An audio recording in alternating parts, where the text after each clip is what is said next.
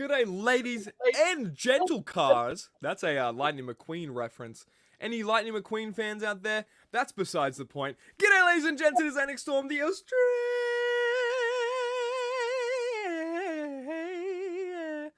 Australian icon. And now, Steve, would you be able to try your hand at that intro real quick? This is the first question. I can't possibly top that. Like, the ladies are already swooning all over you. The chat's blowing up with 100% women here, I can see. So I don't want to take away from that and lessen your chances of scoring. So thank you, women, for joining the Figure Friday chat. Hey, look, NickStorm's for the people, but also what we have on screen, guys, if you are not blind, you can see, but if you're blind, we'll have this in Braille as well on the transcript.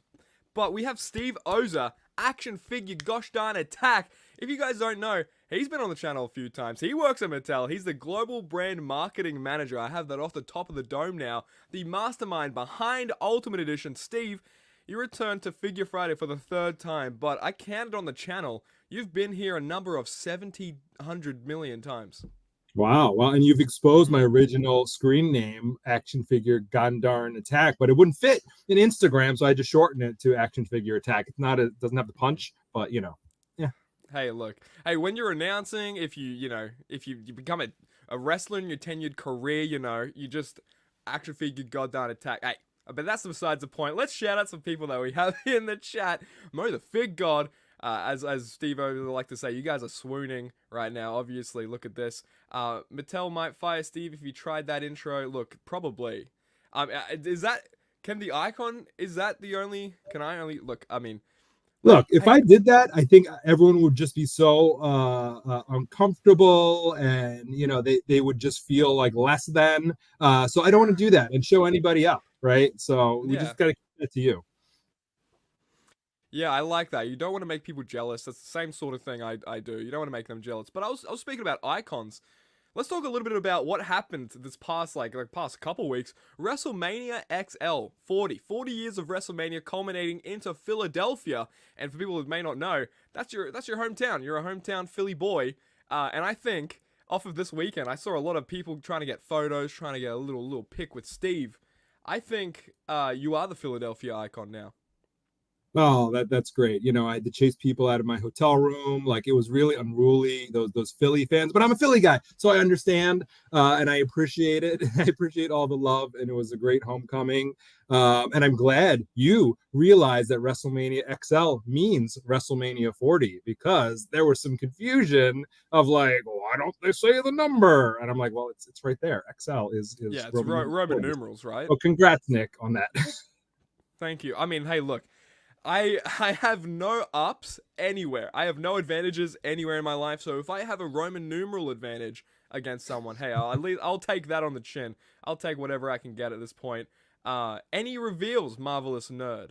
I mean, hey, look, there's some reveals from WrestleMania that we're definitely going to talk about. But who knows? Steve always has something up his sleeve. Not always. Maybe it's just a shirt. I'll be honest, I can't think of anything, but if something comes up and sparks some memory, maybe I will reveal something. Hey, look, there we go. I like the sounds of that. Z. Oh man, there's my Australian showing through. ZFW. I saw the eyebrows perk. It's time to reveal some half-naked man doll. No. Well, yeah, but no.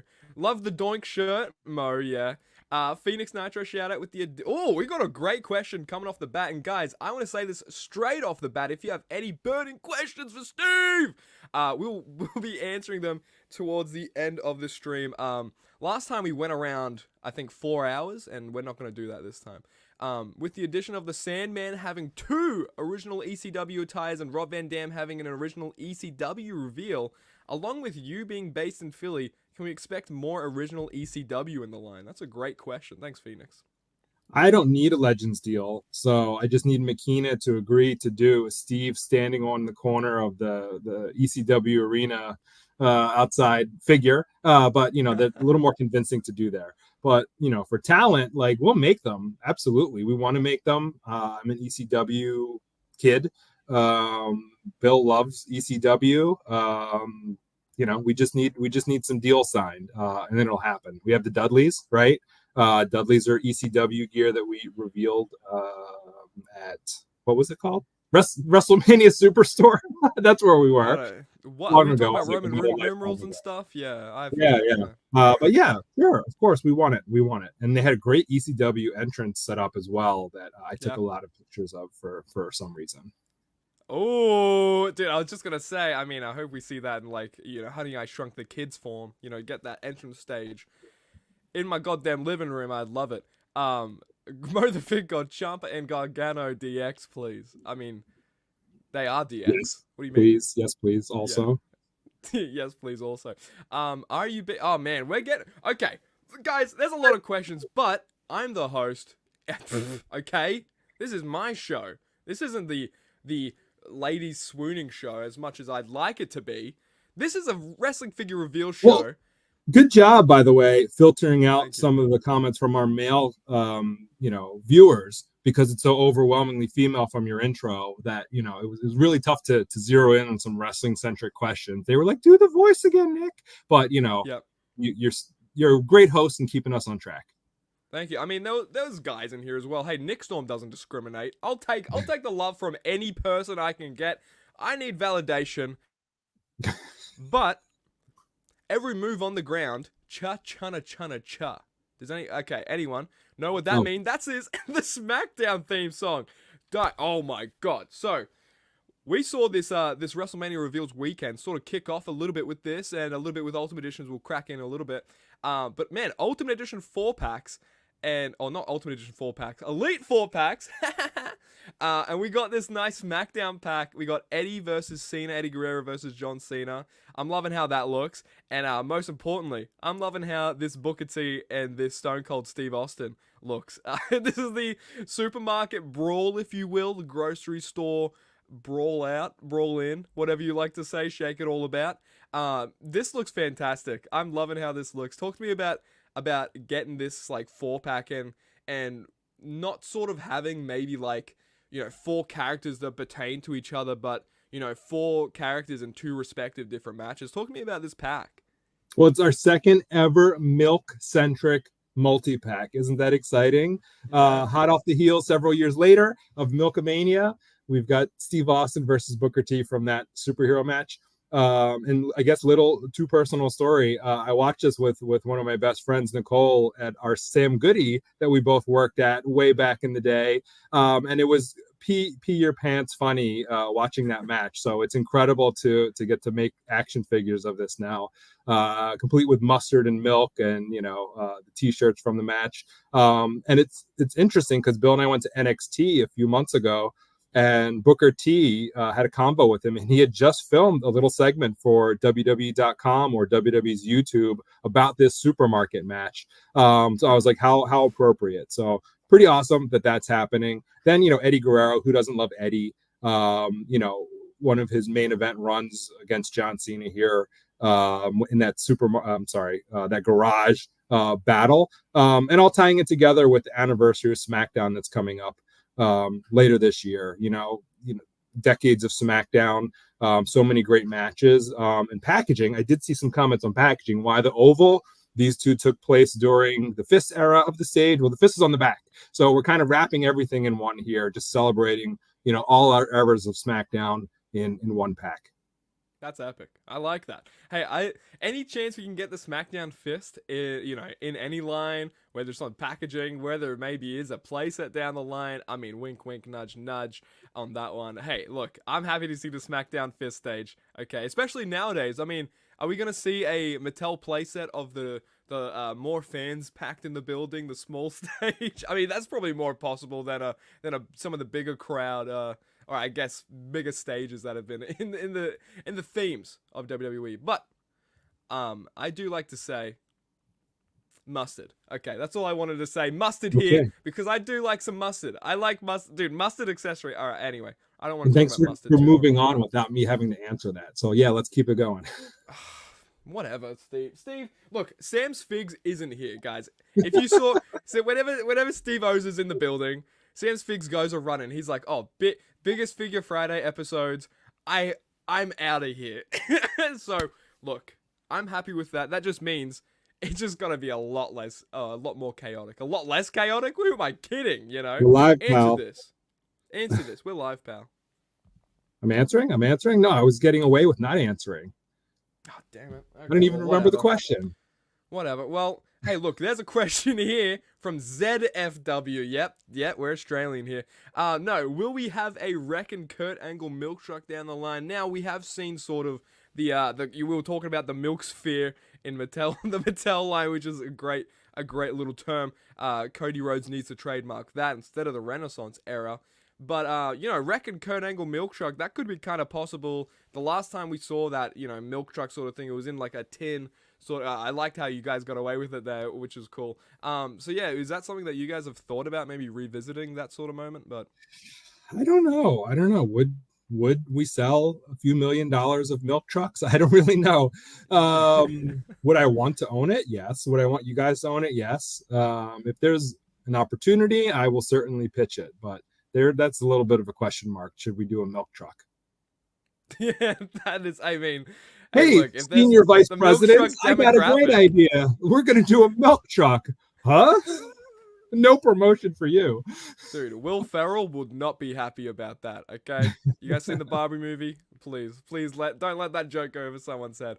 But no, man, I'm loving, like, anytime we get the Elite 4-packs, I'm, like, really happy about. So, man. But moving on, because guys, I'm going to say moving on a lot. There's a lot to cover in these reveals. You guys don't make it easy for us content creators or us wallet havers, I'd say, as well, which is probably, I don't know if that's a good thing. Take that with a grain of salt. But, dude, Ultimate Edition 21, Series 21, featuring Kevin Owens, Sami Zayn, and Cody Gosh darn Rhodes. This Cody from WrestleMania 39, also Kevin Owens and Sami Zayn. Now, these people, everyone here is main evented WrestleMania 39, which is pretty cool. Sami Zayn and Kevin Owens main eventing night 1, winning, obviously, the tag team titles. And, Cody not finishing his story, but waiting a year later so he can get more, better entrance gears and stuff like that from Mattel. I just know that's why we have to wait for the story to be finished. Okay, you don't even have to answer that.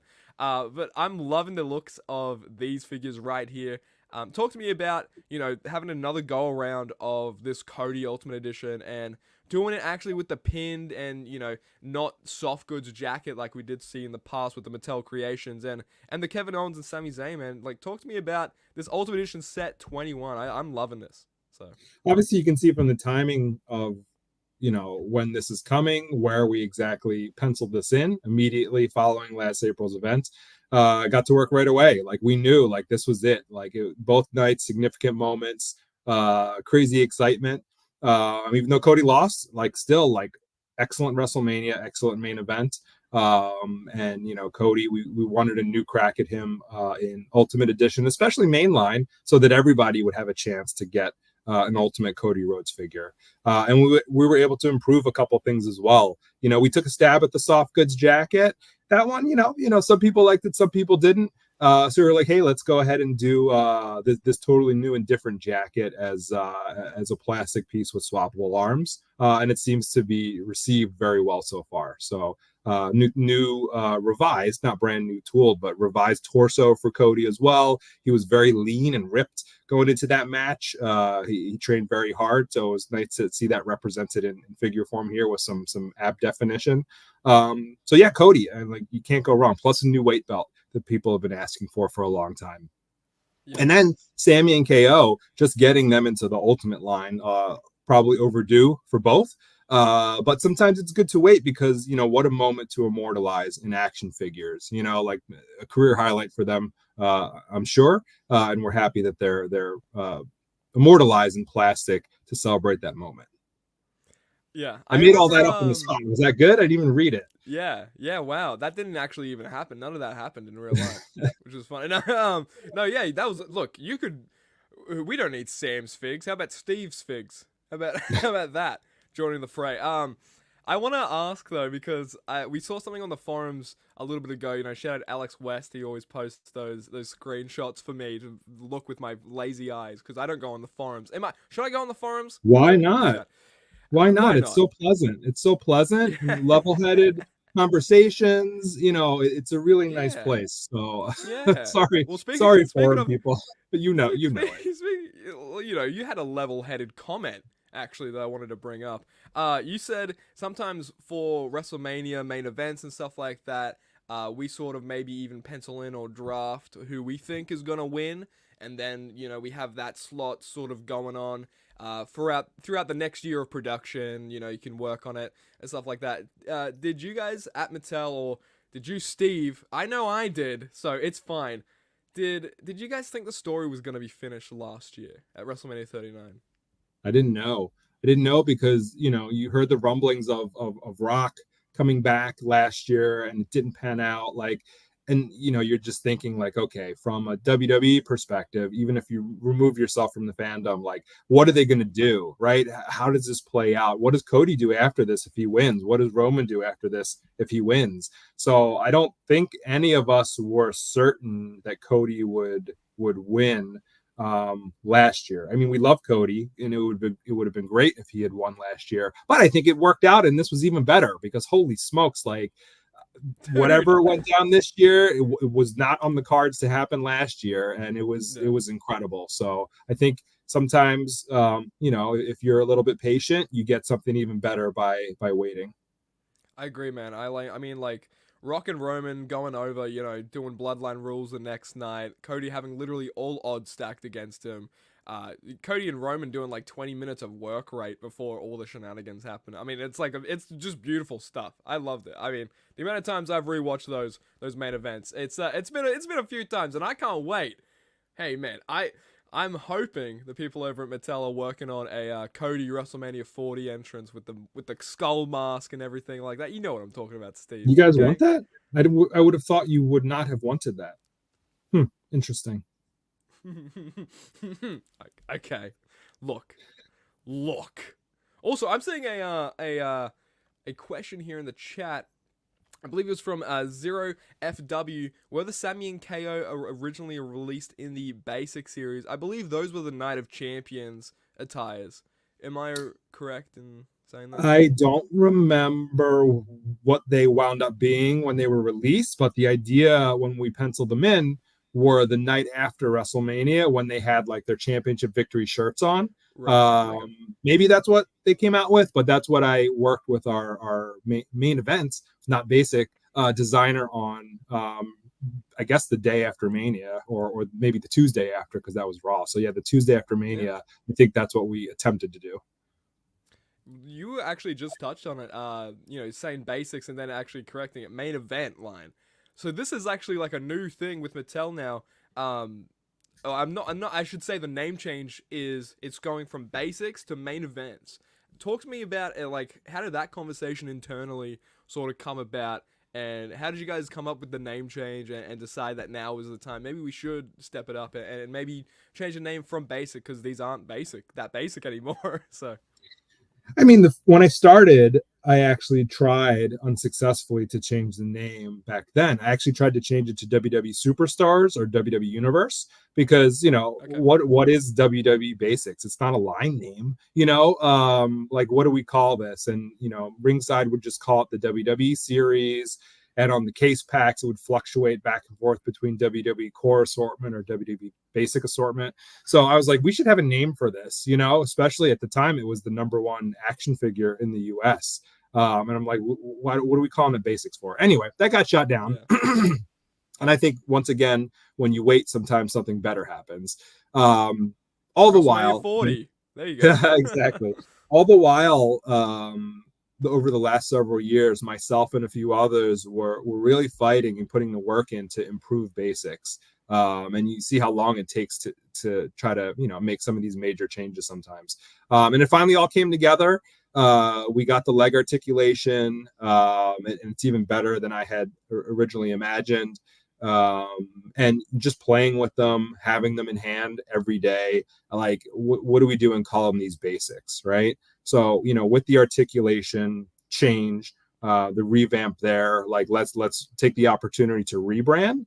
and call it something worthy of the quality of figure that they are for $12. I mean, take a look out there, go to Target and look at all the other, brands, non-wrestling, wrestling, whatever, at $12. Like, you're getting the best here with the main event figures. So I think the name is definitely appropriate.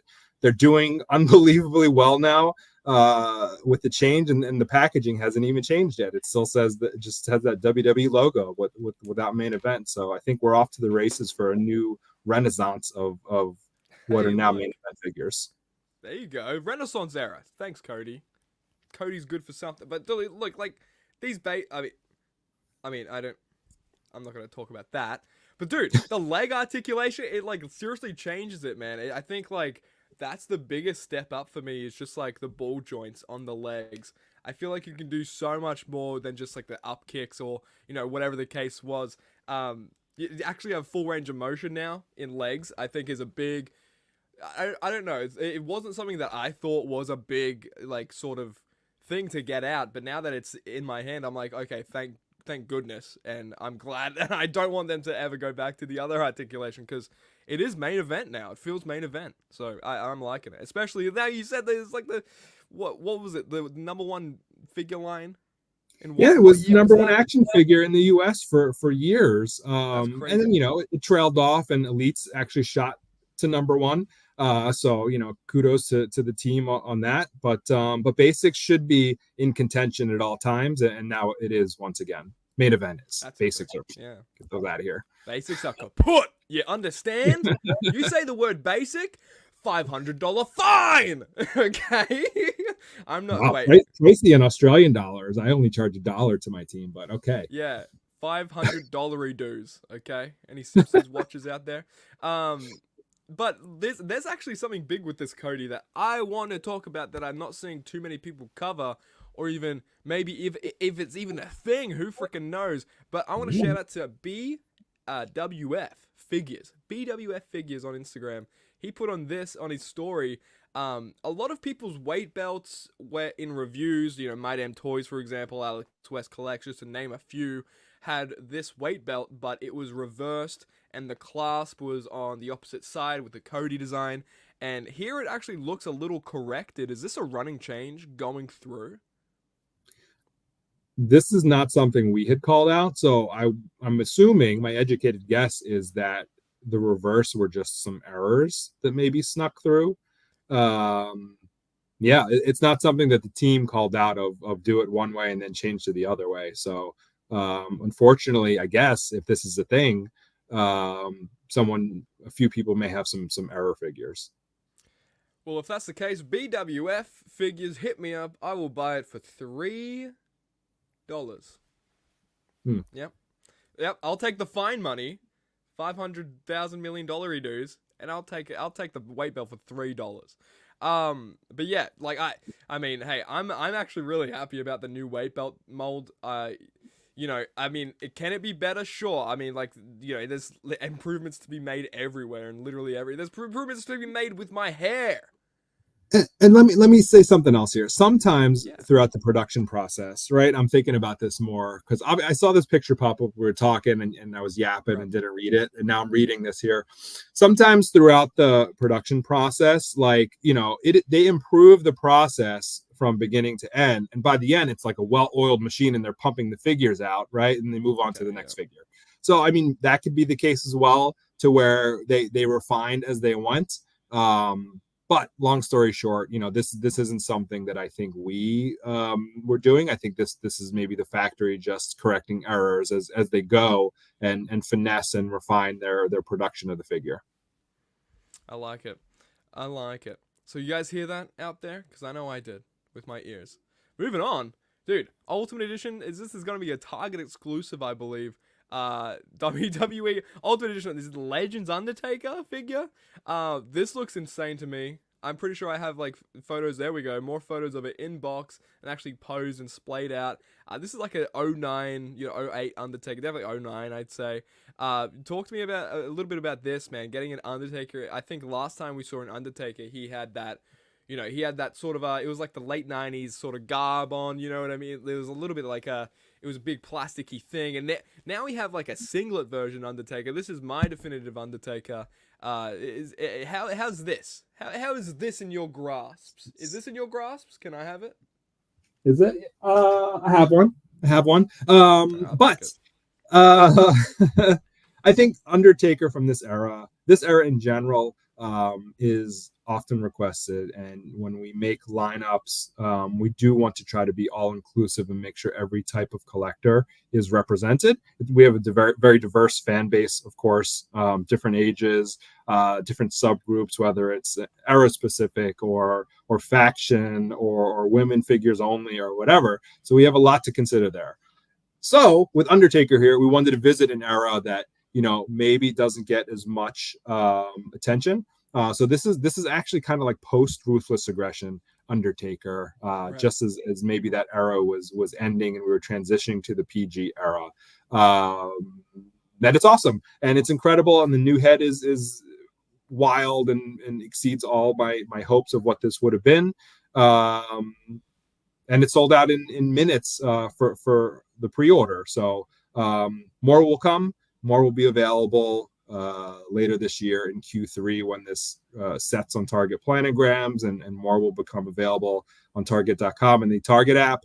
But thank you for the support and the great sellout here. And it shows that this, you know, Ruthless Aggression and post Ruthless Aggression era still has legs, and we'll keep pumping out as many figures as we can. And I have an exciting, here's a scoop, but not a full reveal. I have an exciting Ruthless Aggression inclusion to announce at San Diego Comic-Con for the Elite Legends line.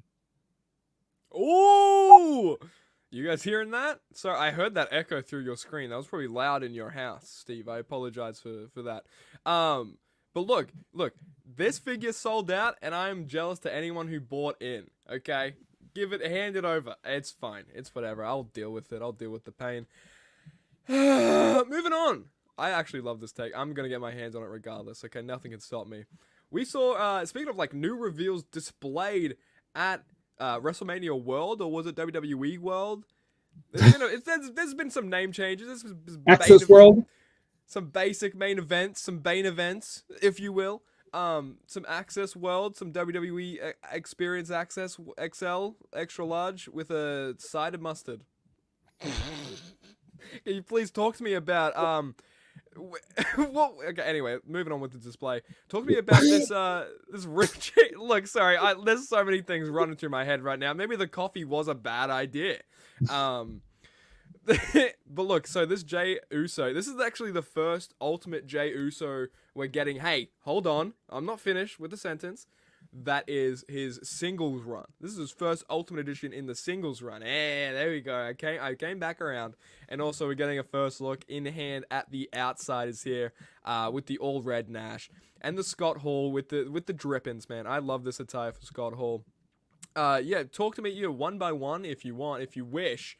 And you got like, oh my god, man, what's the thing on Jey Uso's neck? Because that's like one of the most beautiful things I've seen. I love your inflections because it draws me back in. You lost me for a second there, and I'm like, man, what's happening here? Ultimates, are we talking about figures? What? And then, you know, right back in again. So, but I already forgot because of my ramblings. I already forgot what you just asked me 2 seconds ago. So what was that again? Just talk to me about these Ultimates. Where are we? No, I love it. You guys love it. Guys, like and subscribe if you haven't already, if you like what you're saying here. Well, yeah, you want more of this, subscribe, listen, drink coffee, not know what's happening, you know, two people rambling, action figures are here. I don't have hair, he does. Like, this is great stuff. So main event Jey, singles run Jey.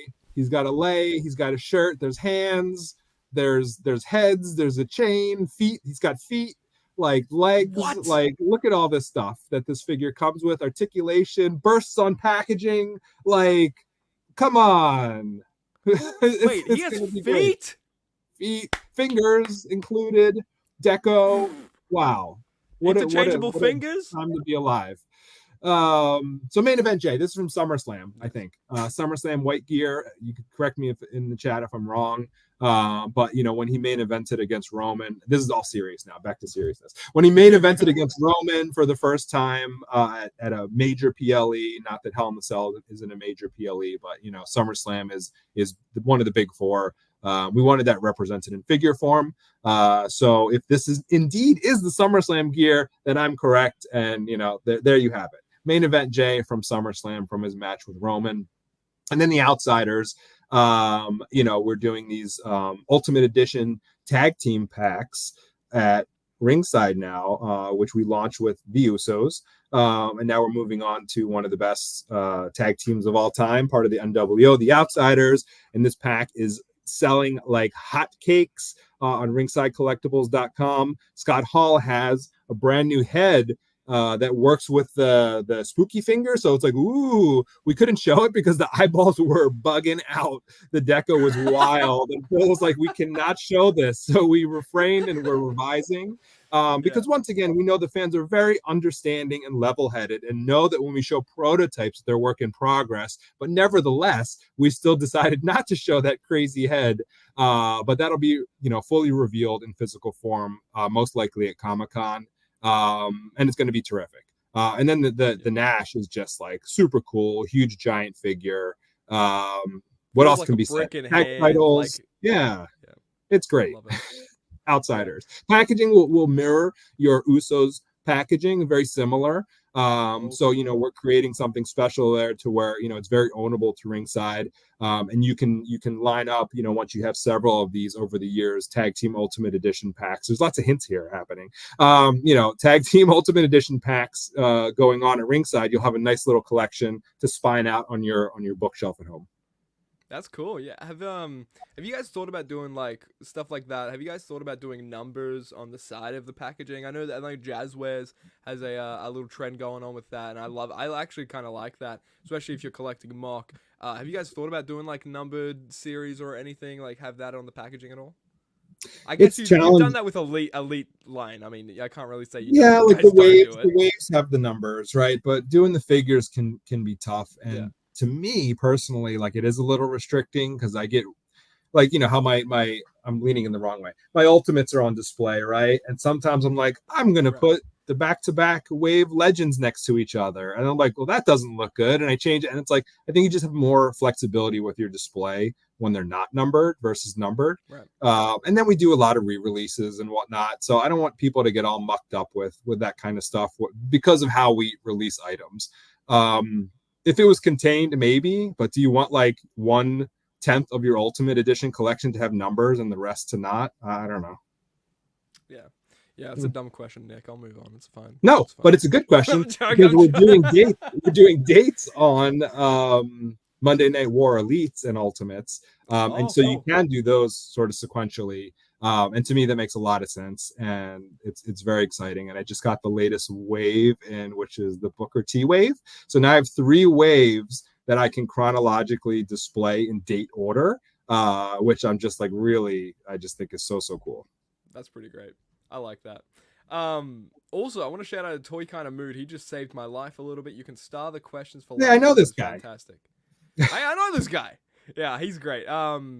Did you meet Travi Patty last year? Did I meet Travi Patty? Some could say that I've met Travi Patty. Yeah. Yeah. Okay. I like it. We're that close that I get to call him Travi Patty. Moving on, because there's Travi is our partially exposed but leave secrecy to it. Travis is our Vin Diesel, our Toy Fair Vin Diesel. Like if you Google Street Sharks Vin Diesel, you'll know what Travis does for us on the side. Oh, cool. Wait, so he's the one who brings family all together. Oh yeah, yes, exactly. Yeah, he went in the total right direction with that. Yeah, and he brings a pacifier to work. What was his question, by the way? Did we just like gloss over it with nonsense? No, he helped me out with the comments. So it was just a little thing. I need a little kick in the butt sometimes, but hey, so do these people. No, these guys don't deserve it. They look too good. Dude, Ultimate Edition, Seth Rollins fan takeover. We're finally seeing looks of this Seth Rollins. I don't know. Feels very demanding. But dude, you look like I'm in trouble. You are, yeah.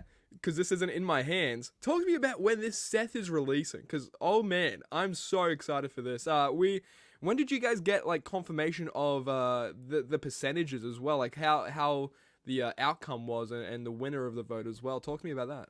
So we did the vote last year at the WrestleMania Superstore and at Mattel when we had some guests come through for some tours and interviews and whatnot. So we did the voting over WrestleMania weekend last year. So we knew the winner for about a year already. But we had two figures. It was this and Rey Mysterio. Rey Mysterio being the first to be released. So it was the first one that Bill got cracking and working on.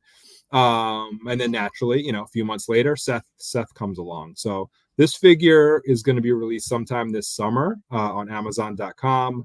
And it's very awe-inspiring, to say the least. Yeah. It's Elton John inspired. If come on now. I can't remember where he wore this. It's not. No, it's just. This is Steve OZER inspired. This is there you wardrobe. go. There you go. We talked the last time that you were on. We were like, oh, what would your Ultimate Edition come with? I believe, and I think this is exactly what you answered with actually. So get the Steve OZER Ultimate Edition. No, I did this for head swap purposes. Thank you. Yeah, of course. Yeah, you actually just had a little like Steve OZER head scan, just waiting. You just plop on the Cena as well if you want. Moving on with the Cena, actually, talk to me about this. This is the first Ultimate Edition modern day John Cena, I believe, that we're getting. And what an attire this is. This is like WrestleMania XL. He's coming out. Everything's going down night 2. Yeah, how fortuitous that he's not changing his gear as much as he used to for the sake of this one figure. For the sake of all of our figures, we'll have new gear next time, John Cena. But very, very timely. Gear was the same, and I think it was just based on his previous run in WWE, right? Probably where he faced Solo Sikoa, and that feud with the Bloodline.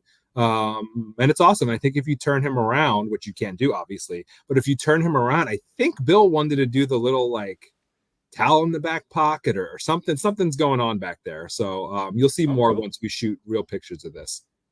Cool. I'm looking forward to that. And the new head scans too, the newly tooled head scans. What is old is new again. Yeah, okay. Hair slicked back, right? Cena, like Peacemaker Cena. Yeah. Does it have like a little bit of DIJ at the back? Hey now. Look, I'm sorry. I love John Cena. Hey now. Moving on. What the heck? There we go. Dude, Monday Night Wars Ultimate Edition line. We're finally getting I think we did see photos of these come out before WrestleMania weekend, so we don't have to harp on these too long, but these are pretty nice. I'm loving how the Mankind's looking. Like I think the cloth tie, the cloth shirt really like something I look forward to or look for in like an action figure or something like that, or is like the silhouette of it, right? So, and I think like what you're getting with the cloth shirt, it really helps and benefits to the silhouette of Mankind, of Mick Foley from that era. And is that making any sense, Steve? Yes. Let's go. I love it. No, but yeah, talk to me about this Mankind. What's underneath? Can we expect is it like his singlet sort of thing, sort of type deal? I have no idea. I don't remember. You hear him, guys. Get it in hand, and then you can tell me.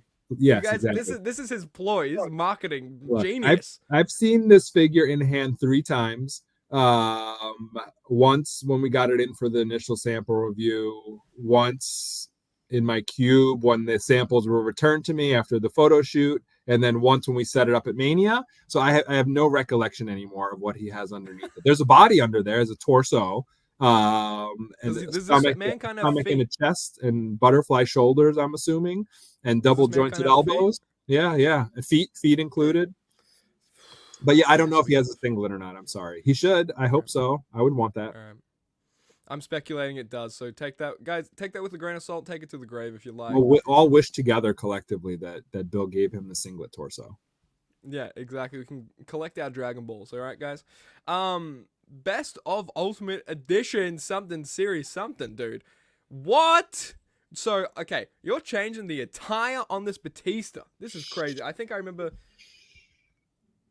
It's just a Steve. re-release. Okay. We know Steve, it's but don't tell anybody. I can see it. Yeah, but you know. This is the same Batista we've seen. Yes. No. But talk to me about getting these out. And I think this is completely off topic. Wink and a nudge. I mean, what? This is off topic. I remember sometime in the past there was like an elite, especially now we've seen with the greatest hits elites. There are some, sort of gears that I think with the same formula and stuff like that, you sort of get away with changing some colors like that.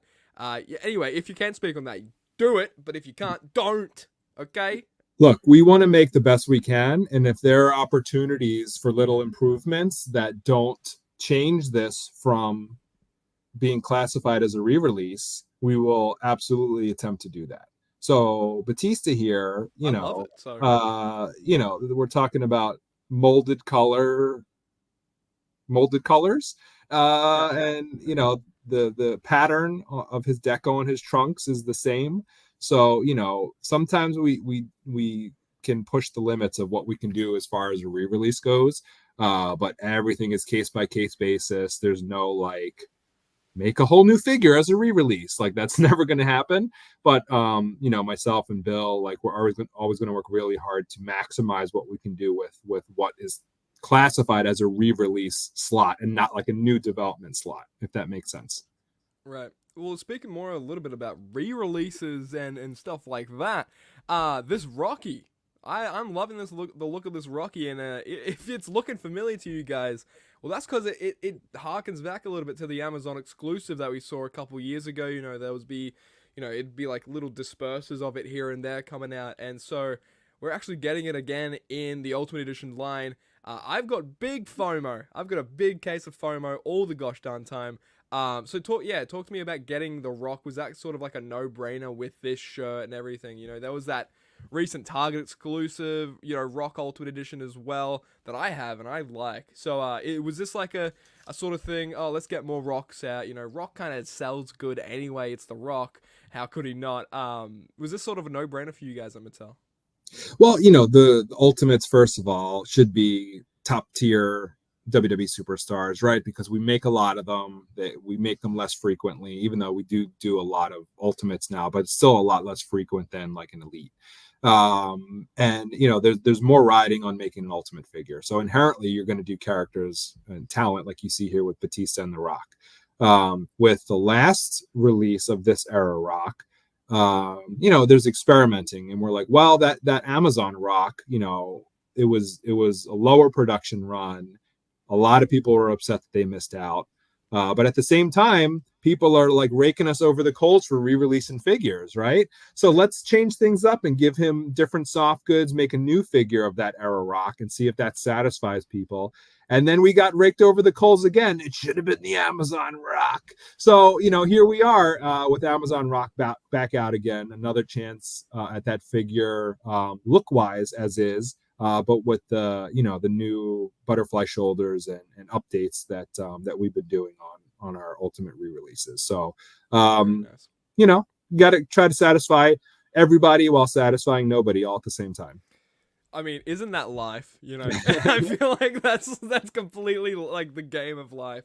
But yeah, man, get mad if you shake. Be an old man shaking your fist at the clouds if you want. I'll be purchasing this and laughing at your demise. Do you understand? Anyway, that's out of the... Anyway. Dude! Oh, I'm gonna get funky like a monkey. Talk to me. Dude, finally we're getting the Dusty Rhodes Ultimate. I'm loving the look of this, man. We got polka dots and all. This is fun. We're getting a couple new head scans too. It looks like we're getting here. I don't know, man. Talk to me about this. You know more about this than I do, I think. Dusty Rhodes, the American Dream, if you will, is coming to Target in 2025, baby. And this is, probably the most well-known version of Dusty Rhodes. I know, a lot of longtime fans maybe think like, oh, you should have done an NWA Dusty. And this Dusty was a mockery. But I don't think it was a mockery. I think everyone loved this Dusty, and he had a good time with it.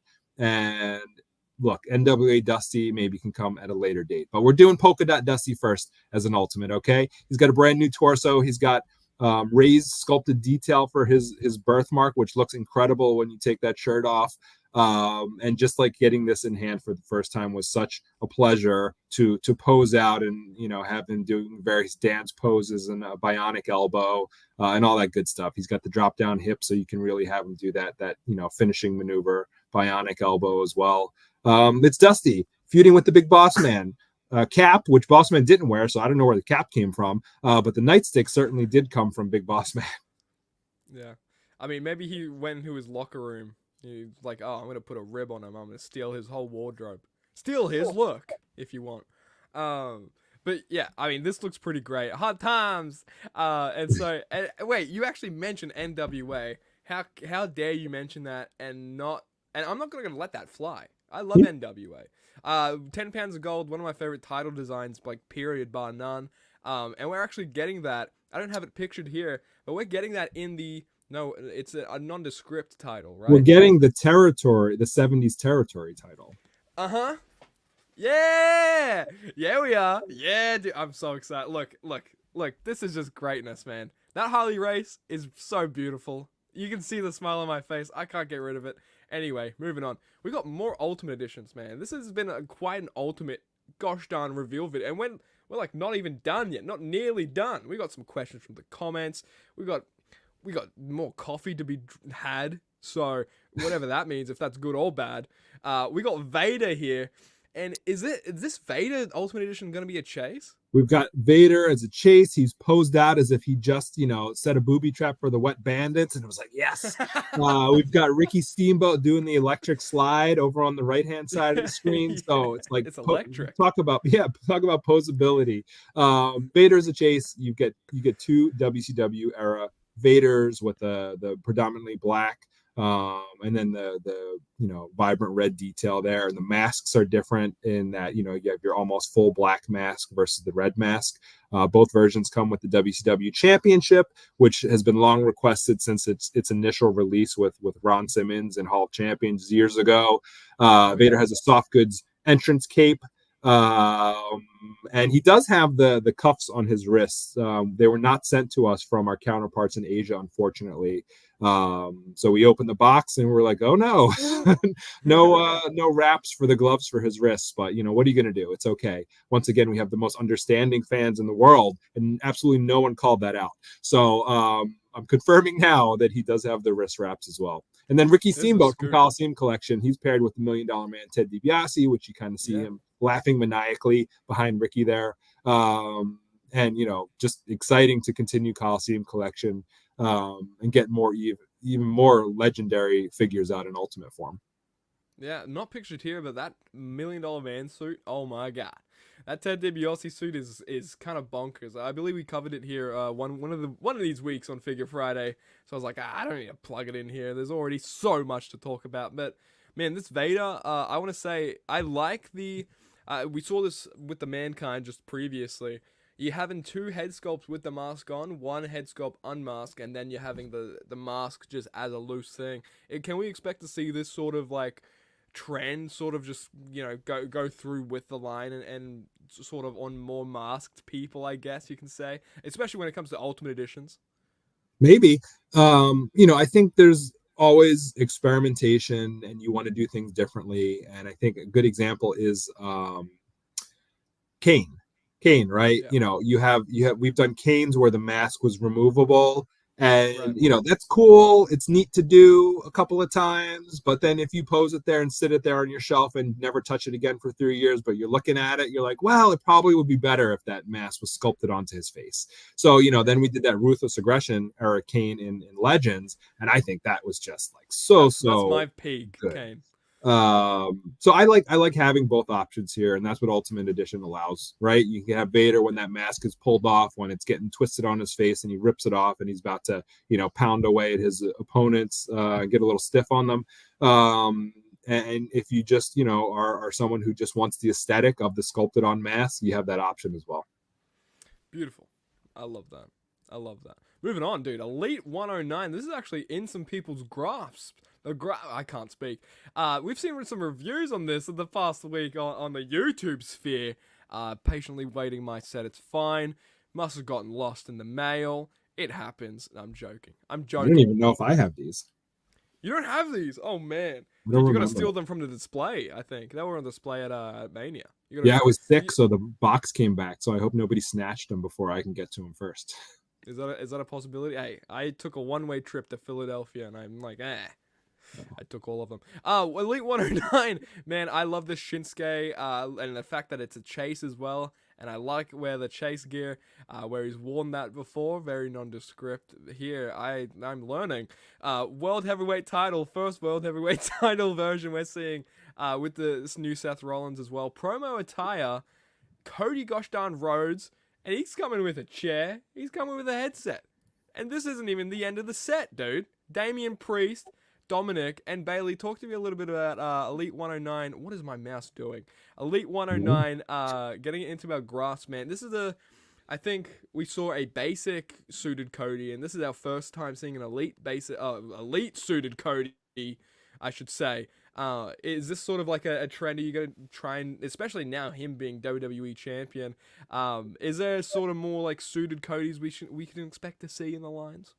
Consider this an experiment. I am a believer in suited figures sell if it's the right circumstances.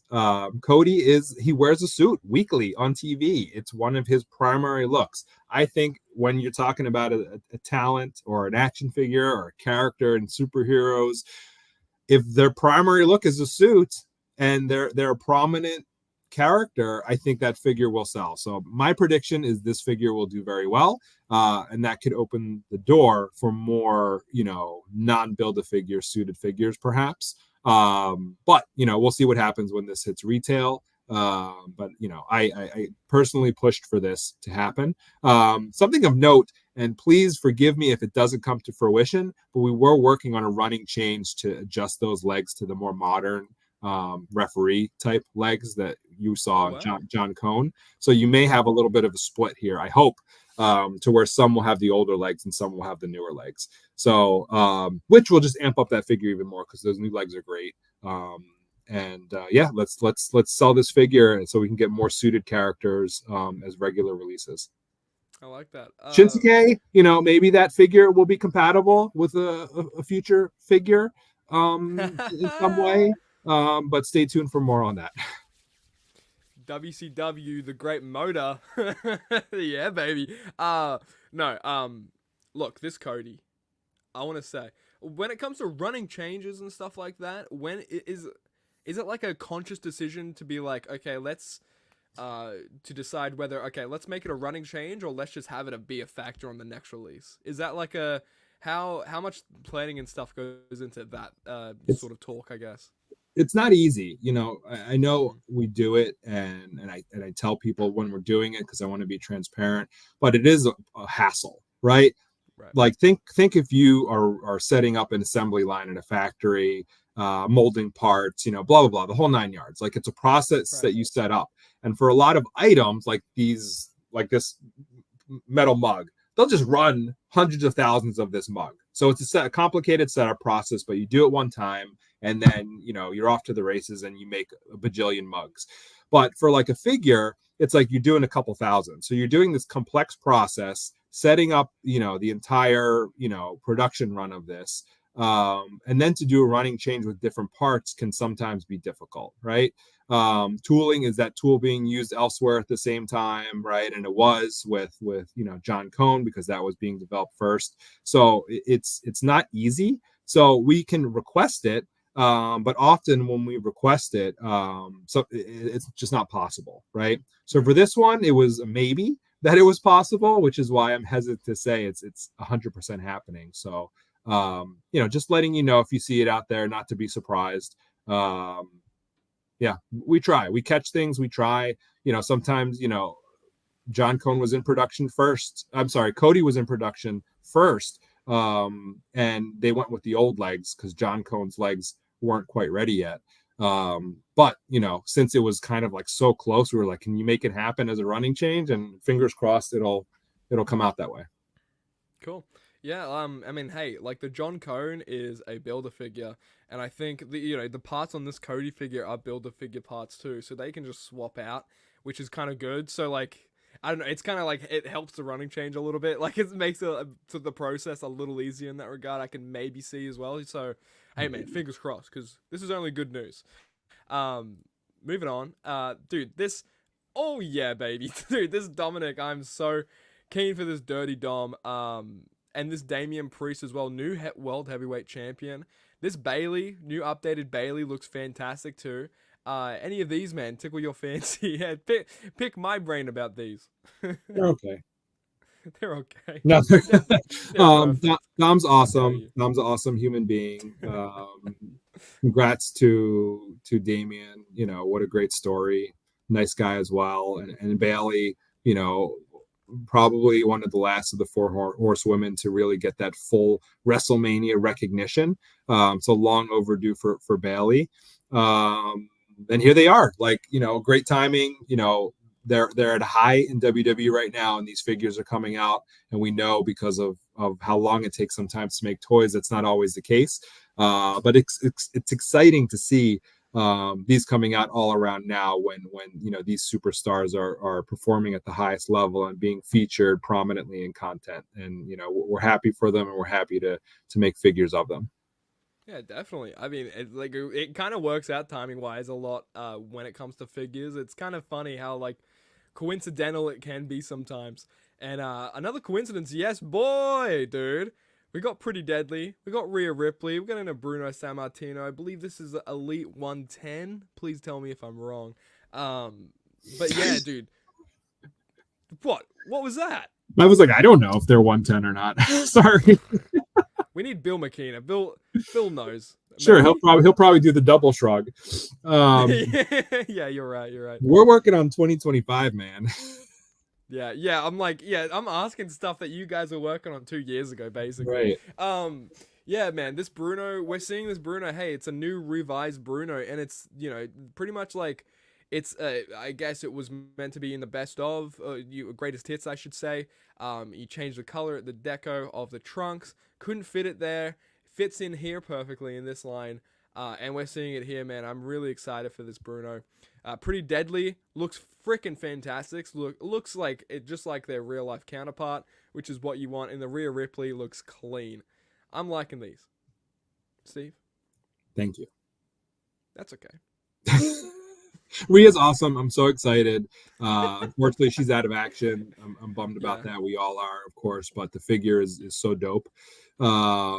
And just to, we showed, I don't know if you'll show it later or not, but JD McDonough. So you have our truth already from Greatest Hits. So you kind of have a complete 2024 figure wise version of Judgment Day. So that's pretty cool. Pretty Deadly, first time in the line. Great to get more of those out there. And the Bruno, we quickly rescued him after the little faux pas of him missing the boat on that shipper at Target last year. Damn right, dude. I'm so sad for Rhea. Australian icon. Heal up quick. That's all I can say. Moving on, dude. Is this Butch or Pete Dunne? I believe it's Butch. Going crazy like an animal he is. Austin Theory, new head sculpt. And this Roman, new head sculpt. And he's coming with the red shoes. I actually really like that. I didn't notice that before. And the completely new Universal Undisputed WWE Championship. Yeah, talk to me about these, man, and especially getting the new title in the line. This is going to be I think this is going to be the only way to get the updated title as of right now, as well. So this is going to be a hot commodity, I know, for people. Yeah, so you've got Butch Dunn here with his cricket bat that you can break over somebody's head, and he's got his football jersey, right? Of some sort, sport of, not wrestling, so I don't know what it is. But yeah, he's got a shirt. Bill loved it. We saw that gear from Money in the Bank, I think. And it was so awesome, and we're like, this is the one to do. And then we snuck in a chase of him as well with the green gear. I have no idea what event he wore that at, but Butch Pete Dunne, awesome. Austin Theory, US champ. This was Backlash, I think. Backlash PLE last year. This originally was the WrestleMania gear, but our main event designer wanted to use that in 2-packs with the 2-pack with John Cena. So we kind of pivoted here and made this Backlash. But I think they both have the same head. So, and then Roman. Actually, before we move on to the Roman, Austin Theory new torso sculpt too. I'm pretty sure it's like a completely unique torso sculpt. I'm not sure we've seen that in the Elite line before. Like, I don't know, prove me wrong, someone. But yeah, like that's even new coming on it too, which is I'm excited for that as well. Like, man. Brand new, slightly bigger pecs, a little more realistic in the sculpt. I think that's what we've been aligning on, myself and the design team, that for new torsos we want to move a little bit more towards realism.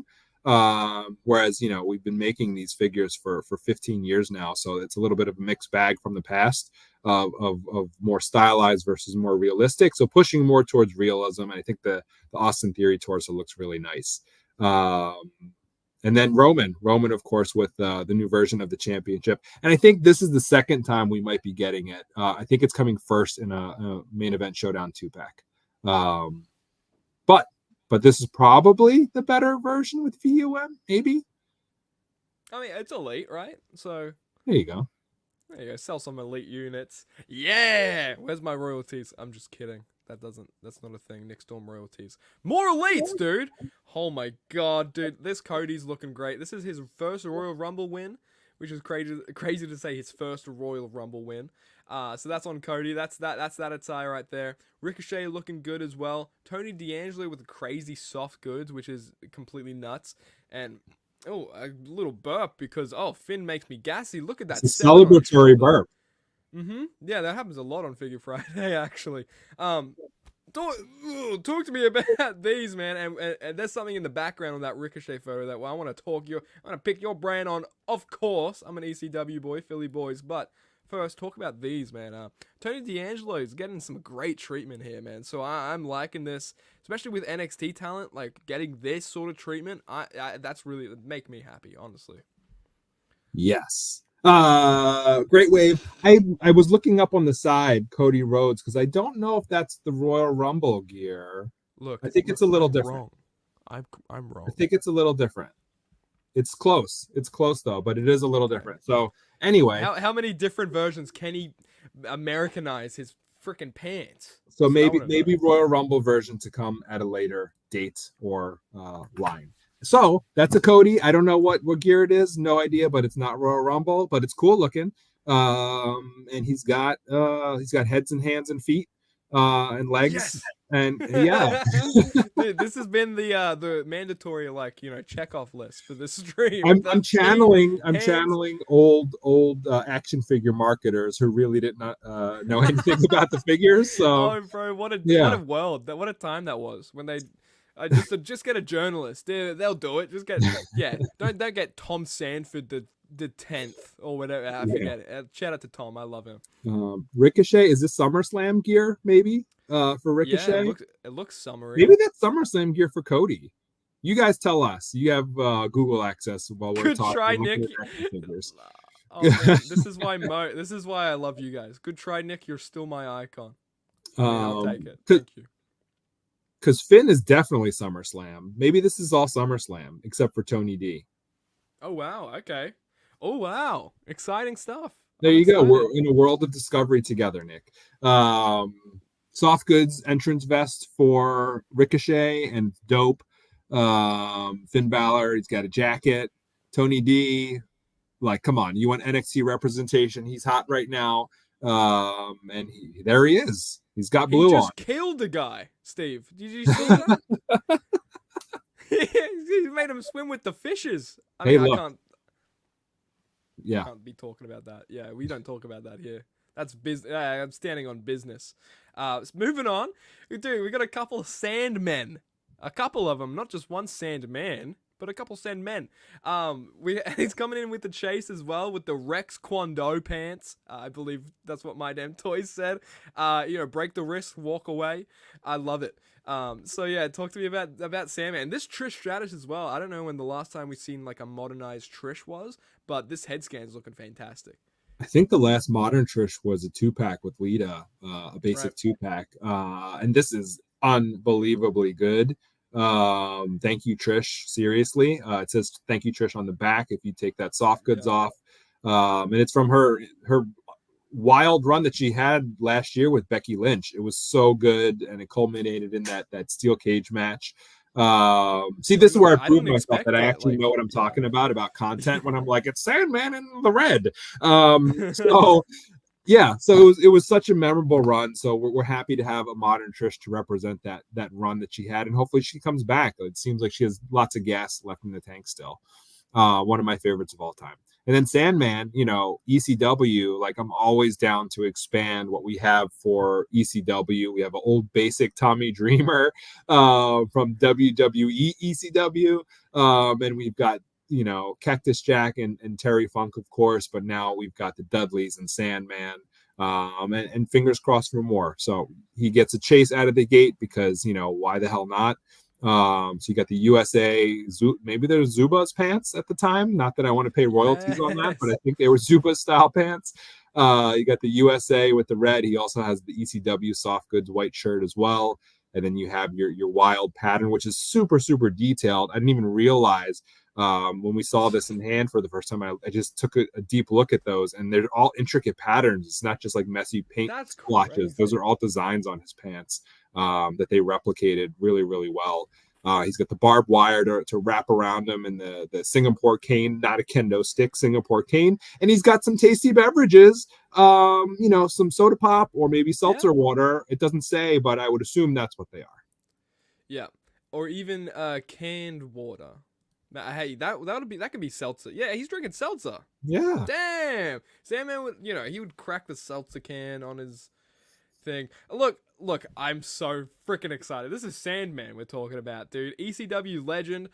For one, I didn't think we'd see this talent. I didn't know we'd see Sandman elites. I don't know, like anytime soon. So this is like completely like a bucket list item for me. So little insider story here. I had seen that the Sandman was included in, I think, the Panini cards. And I was like, what the heck? Like, we don't have Sandman. And then I started like pestering, like, hey, like, can we get Sandman here? With some other names as well. But Sandman came to fruition, and it was all thanks to me discovering that Panini had a WWE Sandman card. So thank you to whoever included him there, because it opened the door for me to pester about getting Sandman into our line. I think you guys need to share a bottle of champagne or something. We got Sandman in the line. Yeah. Seltzer. Seltzer. Dude. Cans of Oh my seltzer. God. Share a can of seltzer. Who knows what sort of COVID you'll contract. Maybe share a metallic mug of seltzer even, if you so wish. But moving on. Dude. Is that Demolition? The theme? No, was that bad? Steve, I have feelings too, Okay? I'm just kidding. I don't have feelings. I'm a robot. Dude, CM Punk coming here, and this is some freaking guy, some dude probably. No man, dude. Last time I had you on, I'm gonna look. We're even gonna take these off. Last time I had Steve OZER on, guys. If you haven't seen it, go watch it. Yeah, I'm a shill for myself. What are you gonna say? Link in the bio. Link in the bio, in the link in description in the bio. And before actually there was rumors circulating CM Punk might be going back to WWE, and I actually asked you if that was something that you'd be keen or excited for. When did you guys start working on CM Punk figures? And I'll bring it up back up here, and we'll get into some more, some juicy CM Punks that that was showing off. But yeah, when did you guys first start working? And then, I mean, I guess after Survivor Series, right? Maybe even before. No, but the very next day, we had the proper conversations, and we were good to go. And Bill and I put together a roadmap of CM Punk figures, some to get things out as quickly as possible, which you see here. And Mattel's just re-releasing figures with new legs. Well, guess what? You get CM Punk figures quicker this way, okay? Yeah. So some, re-releases with new legs because we can pump them out as fast as possible, and then others newly developed. And you saw a mix of those at the CM Punk panel at WWE World. That's what it was. Where we're joined by Sam Roberts and CM Punk. So yeah, you'll have your mix of upgraded re-releases plus all new figures, which I'm assuming you'll show. So I won't go into details on them now. Oh, you are so right. You know this program like the back of your hand, which is something that I maybe need to learn to do. Main event showdown 2-packs. Randy Orton and CM Punk with the Heart gear, the Heart Foundation gear. I'm really watching my words. The Heart Foundation gear. It's the Stu Hart. It's the Stu Hart gear from CM Punk here. Stu Hart, known for his pink, yes, of course. Mm-hmm. Yeah, CM Punk went to the Heart Dungeon and broke his teeth there or whatever it was. Dude, I'm loving that we're getting this attire again. I would love to see it in the Elite line someday. Fingers crossed for that.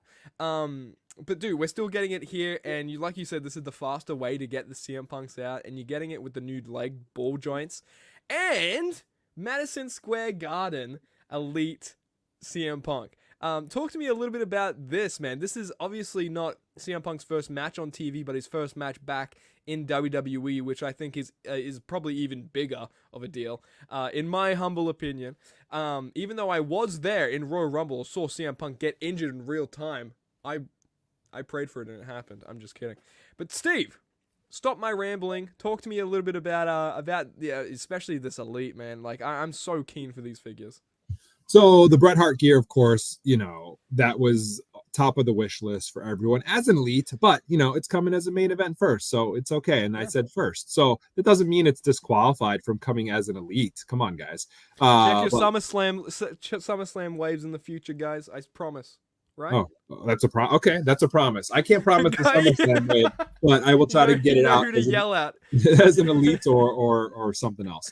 So yes. Bret Hart gear, it's cool. The 2-pack is going to do great, I'm sure. And like I said, I love the new leg articulation on main event, and they're so good. So yes, let's do CM Punk's.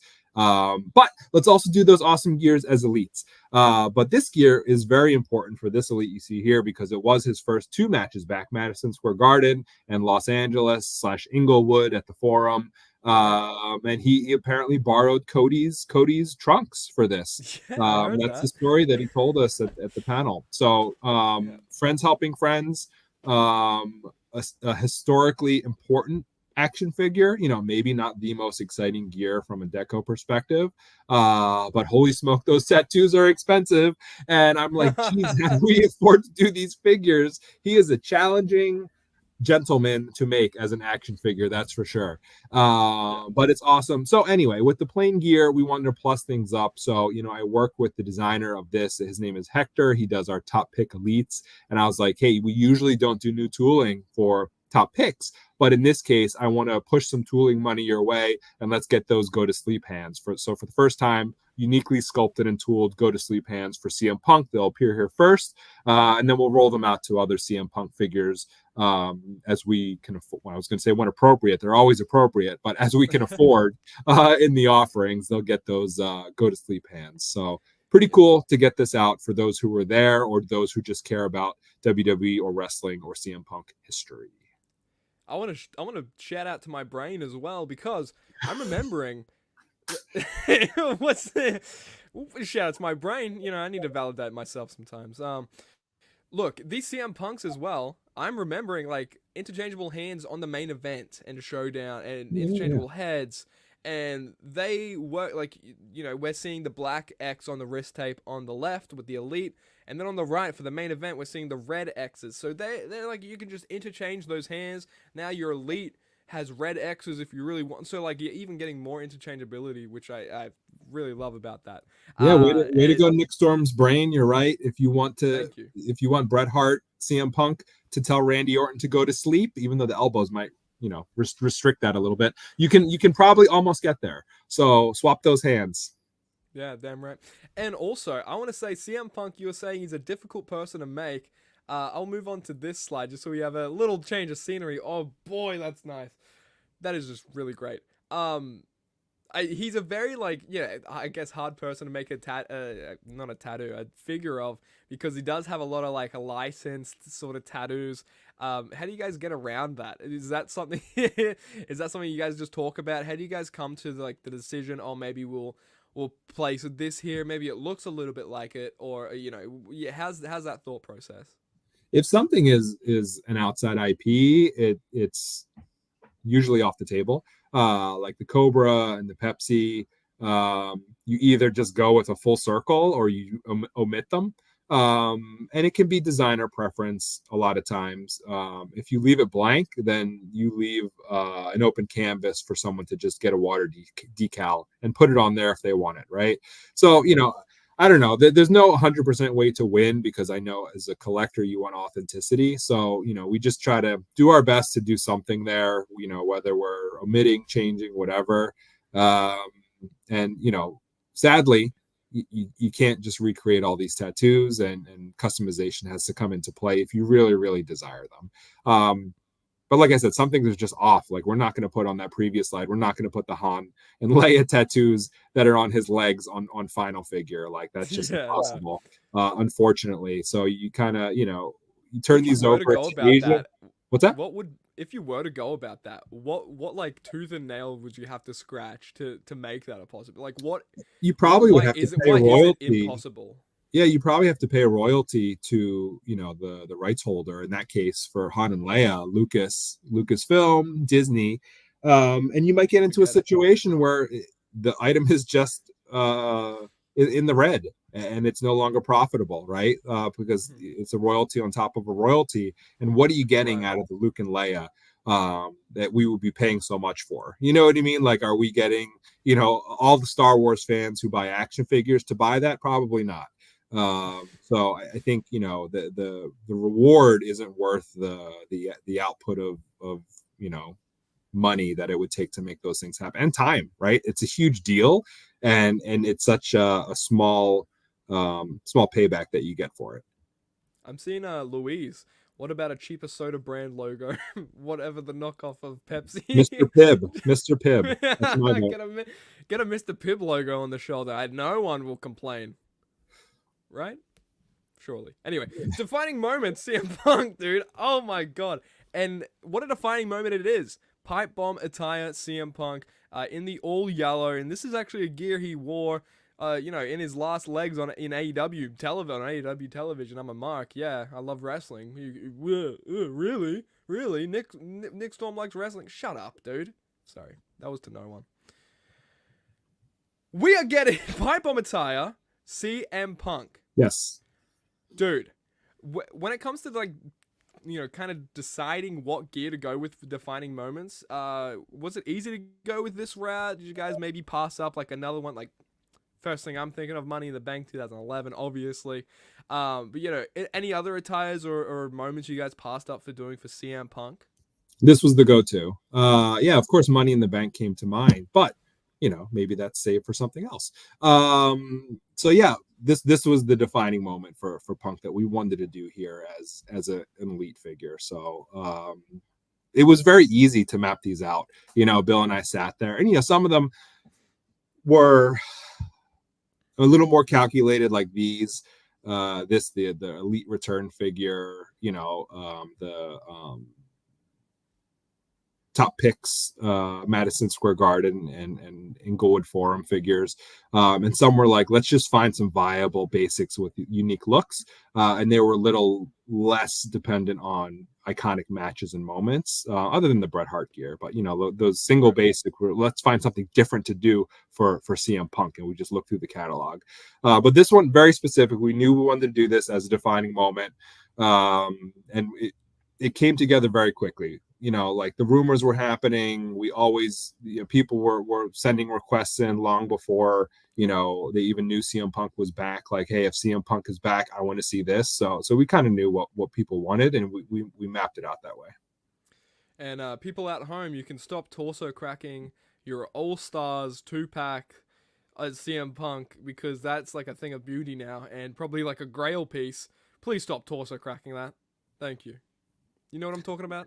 Yeah, that's probably why Bill never released this figure officially before, because Punk was like, I'm surprised you didn't do it. And I was sitting there, I was like, I'm surprised Bill didn't do it also. But I'm betting he was probably thinking like, we did that yellow in All Stars. Yeah. I love Bill. Yeah. Shout out to Billiam. Full name, obviously, God-given name, Billiam McKenna. You gotta love it because he produces good stuff like this, okay? And this is like new Nexus. I completely forgot this was new Nexus era until I saw the armband in the render. And so did we. Did we. WWE reminded us when we submitted it, hey, even though you can't see it, he probably had the not even 100% sure, probably had the armband on under the shirt. So we just went ahead and added it. Hey, bro, extra accessory? Are you kidding me? Like, I'm taking it. Yeah, thank you. Dude, everyone's in the new Nexus. Freaking LA Knight's in the new Nexus now. Like, it's over now. It's over with. Moving on. We talked about the Elite on the right before. And, but yeah, I want to talk about, guys, if you haven't yet, there's still like the two-week windows open on Mattel Creations right now if you want to get this Elite, pretty much definitive Survivor Series moment of CM Punk when he returned and came back to the WWE. Can you tell me the significance of these two elites? I guess not the significance, but maybe the contrast and what's different about this release compared to the release in the Trunks. Like, where can we see the Trunks release kind of jotted down? So the difference is that he has pants on the left-hand side, and on the right, he has trunks, and there's boots and feet, and you've got a white shirt and no shirt. So I'm a toy marketer. Okay, so CM Punk, he's back. It was a holy SHIT moment when he returned. Of course, we were watching live, and you heard rumblings of it, but you don't even though it was out there, you still don't believe because it was so far out of the realm of what you thought was possible, right? Yeah, even Triple H and everything was like, it literally happened. CM Punk was rocking up to the building and everything, and then then it got signed, sealed, delivered, or whatever the case. Like that night, like that's how close it was to happening. So yeah, holy smokes, he came back, and we knew we had to do something very special out of the gate for him. Of course, we were like, hey, tell us as soon as he has gear made, and send us photos so we can get cracking on new gear, which wound up not being really debuted till Royal Rumble anyway. But it's okay because we know a lot of collectors really just want to celebrate super iconic moments in wrestling history. So, that's what you're getting out of both of these figures here. And even more specifically with that CM Punk figure on the left-hand side from Survivor Series. And as a bonus, just to give him a little more color and pizzazz, we did add the merch shirt from the next night on Monday Night Raw. So I'll have two shirts, one to have like a promo WWE look and one from the actual Survivor Series event. Legs are brand new. Head is brand new sneaks, I believe. Watch so he can tell everybody that it's clobbering time. He didn't get my cue. I was trying to cue him up to say that and he was like, huh? But anyway, the watch, he looks at it and he says it's clobbering time. Come on. Someone in the audience though made the save and yelled it out. So thanks to whoever that person was. That was me from Australia. I actually had to, I yelled that. I was watching live and I was like, man, it's clobbering time. And all the way from the other side of the country. But yeah, man, like I'm a big CM Punk fan. This makes me real happy. Excited to see where you guys is this like, so that attire on the right, it's not going to be jotted in with the Mattel Creations, I'm guessing. Huh? The attire on the right, the black gear? Yeah. Oh, the black gear. Okay, that is Top Pick Elites. That's coming early 2025, maybe, because Ringside is so good and fast with shipping. It'll come end of year. So, that one's an early Top Picks wave. There you go. Have it. You have any folks? Okay, look, I'm gonna stop talking. Let's just move on, guys. Speaking of defining moments, man, defining moments, elites. They just keep freaking going up and up and up. Inferno match, Kane. I've been watching 98 Raw lately again, and just been watching. I watched this match recently, so it's pretty great that we see a figure of this like kind of encapsulating, immortalizing it that moment with his arm on fire. What a visual. Also, Rob Van Dam as well. I'm not too sure. Maybe you can help me with this one, or maybe not. Look, it's up to the figure fate gods. But look, this RVD looks great. I'm wearing an RVD shirt, and there's another render of the LA Knight coming into this defining moments that we'll get into as well. But man, talk to me about this Rob and this Kane. More ECW love, with two ECW titles with RVD. Do I remember the match? No. Did I help assist find the match in the gear? Yes. I have no idea what that was anymore. So sorry, but it's ECW centric gear, of course. It's a younger head on RVD. Got the thumbs. Correct kick pads for him for this particular figure. And we just want to celebrate ECW as much as we're currently able to. So it's looking nice right now. Kane Inferno match. Yes, he's got the slip cover for his arm to recreate the final moments of that match when his arm was set on fire. And he also, which is super cool, and we're going to have to pack this out very uniquely in the multi-pack of defining moments. He has 4 post flames so that you can recreate his entrance pose when he blasts the pyro on all the posts. So that's sick. The boxes, and I'll hold up something non-WWE because it's all I have handy. In the defining moments boxes, you have 4 lined up across in a shipper box. So with this one, you'll have your 4 figures across, and you'll have a box on top as well that has your flames. Also, they were so big we couldn't fit them. We couldn't fit them in Kane's actual box. So they have a little separate box of their own, and we wanted to do it right for that figure and for you guys. So you'll get a little separate box on top with the post flames. That's pretty great. I love that. Is that just fitting for the Ultimate Edition scale sort of ring, or does that fit on? Would that fit on like any ring, like maybe an authentic scale or whatever the case?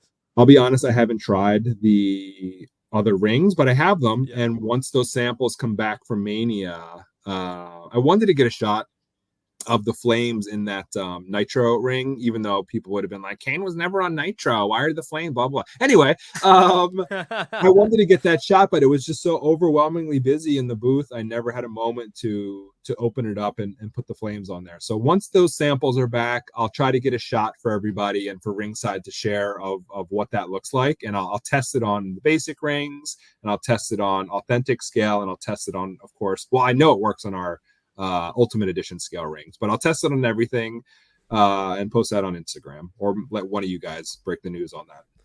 Yeah, thank you. Just me. I think that's a pretty cool idea. There's a great question coming in here. Let me see if I can find it again. Will Ringside ship the flames if you only buy the Kane? Is it like it comes with each figure? Okay, so it will come with the Kane if you just buy it separately. Yeah. PogChamp. Very, very nice. Lovely to see. Moving on. Oh, man, Rikishi. So this is going to be from the vault, I believe. Yeah, we have Rikishi here. We have Billy Gunn, who just washed his hands and they ran out of paper towels. It's what a wave. Yeah, look, what a visual. You just put a visual in my mind that I didn't want to go back to. But we're here now, and we might as well talk about, dude, Billy Gunn. I'm loving this. I love that we still get Billy Gunn figures, and I love that we're still getting RVD figures too. In that regard, shout out. I love wrestling. I'm not gonna say it again. But Rikishi getting it out here again. Double jointed arms for the Rikishi. Are these like new arms? Because these look humongous. They're not newly developed for this. Okay, I don't know. They're upgraded. They're upgraded for sure versus the previous figure. And I think this Rikishi is based on the original mainline elite Rikishi, so it's different than the one that appeared in Greatest Hits recently. Very cool. But yeah, double jointed arms on Rikishi, double jointed arms on the New Age Outlaws, and all these figures you see behind them: the Dudleys, Warrior, Undertaker. Diesel. Yeah, the Diesel. Speaking of the Diesel, dude, yeah. So we're getting this Diesel as well, coming in here from the Vault series, I believe, as well. And next to him is pictured the Paul Heyman from the Beast from the Yeast. Beast from the East, Paul Heyman is The here. Beast from the East, Paul Heyman, his own advocate. No, dude, as well as this Paul Heyman. What was sort of the idea? Was that sort of like I use the phrase a lot, no-brainer to get this Paul Heyman? I know that last time there was like a mainline Paul Heyman was a basic. I'm pretty sure. So was this like a sort of okay? Let's get another Paul in the line and actually out to people that can get it maybe in a main line. Well, for Ringside's exclusives, we work very closely with that team there to make selections for their exclusives. And this one I'll admit came straight from the Ringside team. They wanted a Paul Heyman, and it will be plussed up. It will not just be Paul, as you see here. He will have some fun accessories and whatnot. So once they're finalized and ready to be shown, we'll unveil them. But with all these from the vault figures, we want to give you as much as possible. There's, straight up defining moments level figures in here. So we're trying to include as many, accessories and plus ups as we possibly can. So Paul won't be any different. So expect a little more to come with Paul. Diesel, I think, comes with a belt or two. I don't remember what exactly he comes with, but he comes with more than this, that's for sure. But this was a really tough figure to find 10 years ago or more at this point. So it's pretty awesome to get him back out there in this grayish, whitish, whatever color it is, singlet top. Yeah, off-white thingy. I love it. Yeah. With this Diesel as well, with that head scan, I'm noticing like it's sort of the old sort of print tech with the older sort of elite figures. It's not sort of like, it doesn't sort of hit me with the DIJ maybe. That's just, I need it in hand to look at it. Is that like a general thing? Maybe you can't like get around it sometimes when you're recreating these figures when it comes to True Effects? So some of the older heads are not compatible with DIJ, right? That's what True Effects partially is. True Effects is like a combination of the sculpt technology and the DIJ printing, direct inkjet printing. So some of the older heads, unfortunately, don't work with the DIJ rig. So with Diesel here, it's an older head. It didn't work with the rig. So I believe Diesel is your old style Tampo print for the face. So anytime we can upgrade with DIJ, we absolutely want to, but it's not always in the cards because of how the heads were constructed. Now you see a lot of the newer heads that we make, they have separate hair pieces if they have slightly longer hair, and that's to ensure that the rig can hold the head, do the DIJ printing, and then they apply the hair and glue it on. So a little bit complicated due to new technology, and some figures are just being aged out of being compatible. I mean, that's just how the sausage is made, baby. So I like me some sausages, some sausage making. Speaking of sausage making, dude, Shawn Michaels. Okay, yeah. What a great little segue into that. Dude, this Shawn Michaels is coming with a few upgrades as well. You were actually talking about, there's upgrades within the set. This head scan is a new head scan that I think we saw on like an Ultimate Edition that's now being planted into this series, which is exciting as well. Double jointed elbows, man. Talk my ear off about this. So I'll make the sausage making thing make sense here. Getting those damn chaps on. It was like stuffing the sausage. So like it was challenging to say the least, but they're older, an older execution, and it is a re-release figure. So, it's not like, if it's classified as a re-release figure, we can't really tool, new parts for it and whatnot. So anyway, if you loved the entrance gear before, you're going to love it just as much now. And if you hated it, sorry. But we upgraded the head, upgraded the arms. This open mouth head seems to be one of the more popular Shawn Michaels heads. So pretty cool that we were able to swap it on here. I think he has a belt. Don't quote me on that once again, but I think he has a championship title. This era of Shawn always really, really popped with this neon green DX gear. So pretty cool that people are going to get another shot at buying it. Well, I really like the gear, and like the from the Vault series or the greatest hits or the best of, like they're another shot to get a figure that you missed out on, and this one, yeah, this is a gear that is exactly that for me. So Ask, put up on the screen classic retros question because I think I just answered it, right? yeah, Steve, why not make new heads if true effects don't work on old figs? Well, circling back again to what I just said, if it's a re-release figure categorized as a re-release figure in our development, we can't tool new parts for it. So it doesn't mean we couldn't revisit this Sean as a newly developed figure later. As an example, Sean, right? He does have a new head, but it doesn't mean we couldn't develop a brand new version of this Sean later, maybe as an ultimate or something. But if it's under the re-release category from our development process standpoint, we can't tool up new parts or make major changes. Like we're going to give him all new deco from head to toe with new patterns and new logos. Like we couldn't do something like that. Right. Could we kind of sneak through like, hey, his arm was injured and turned purple, from wrist to shoulder, like maybe we can mold that in purple, right? There's little things you can kind of like nudge along and get away with, and other things that you just simply can't. You get to keep the complexity as low as possible.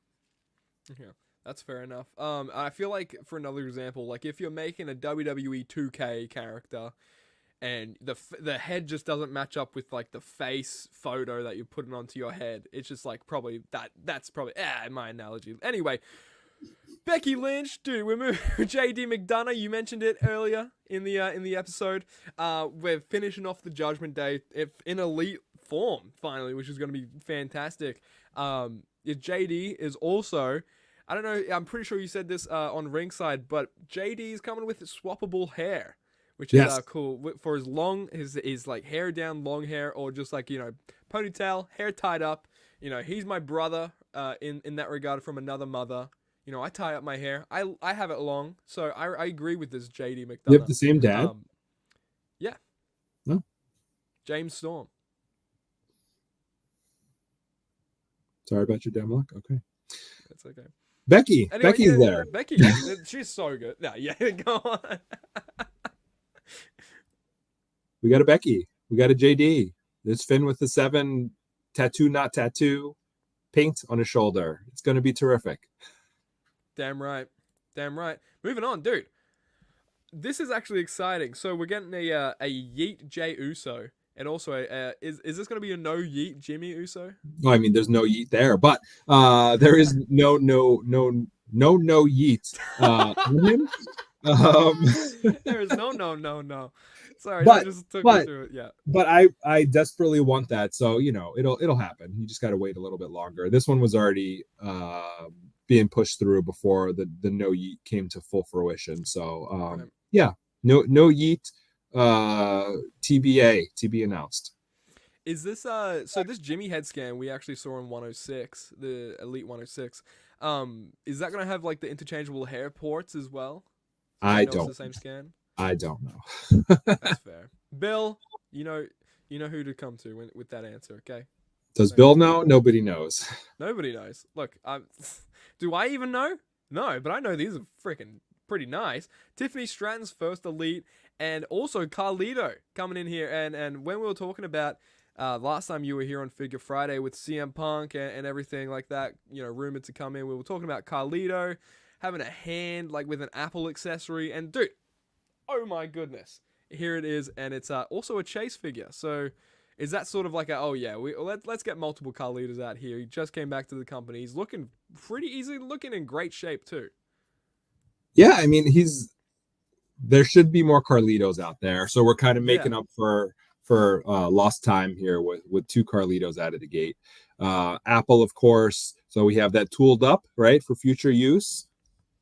So yeah, Carlito, he's great. He's back, and he kind of looks the same as he looked, facially before he left. He is a little more jacked, so Bill did give him a very broad torso. I think that's the Xavier Woods torso, maybe.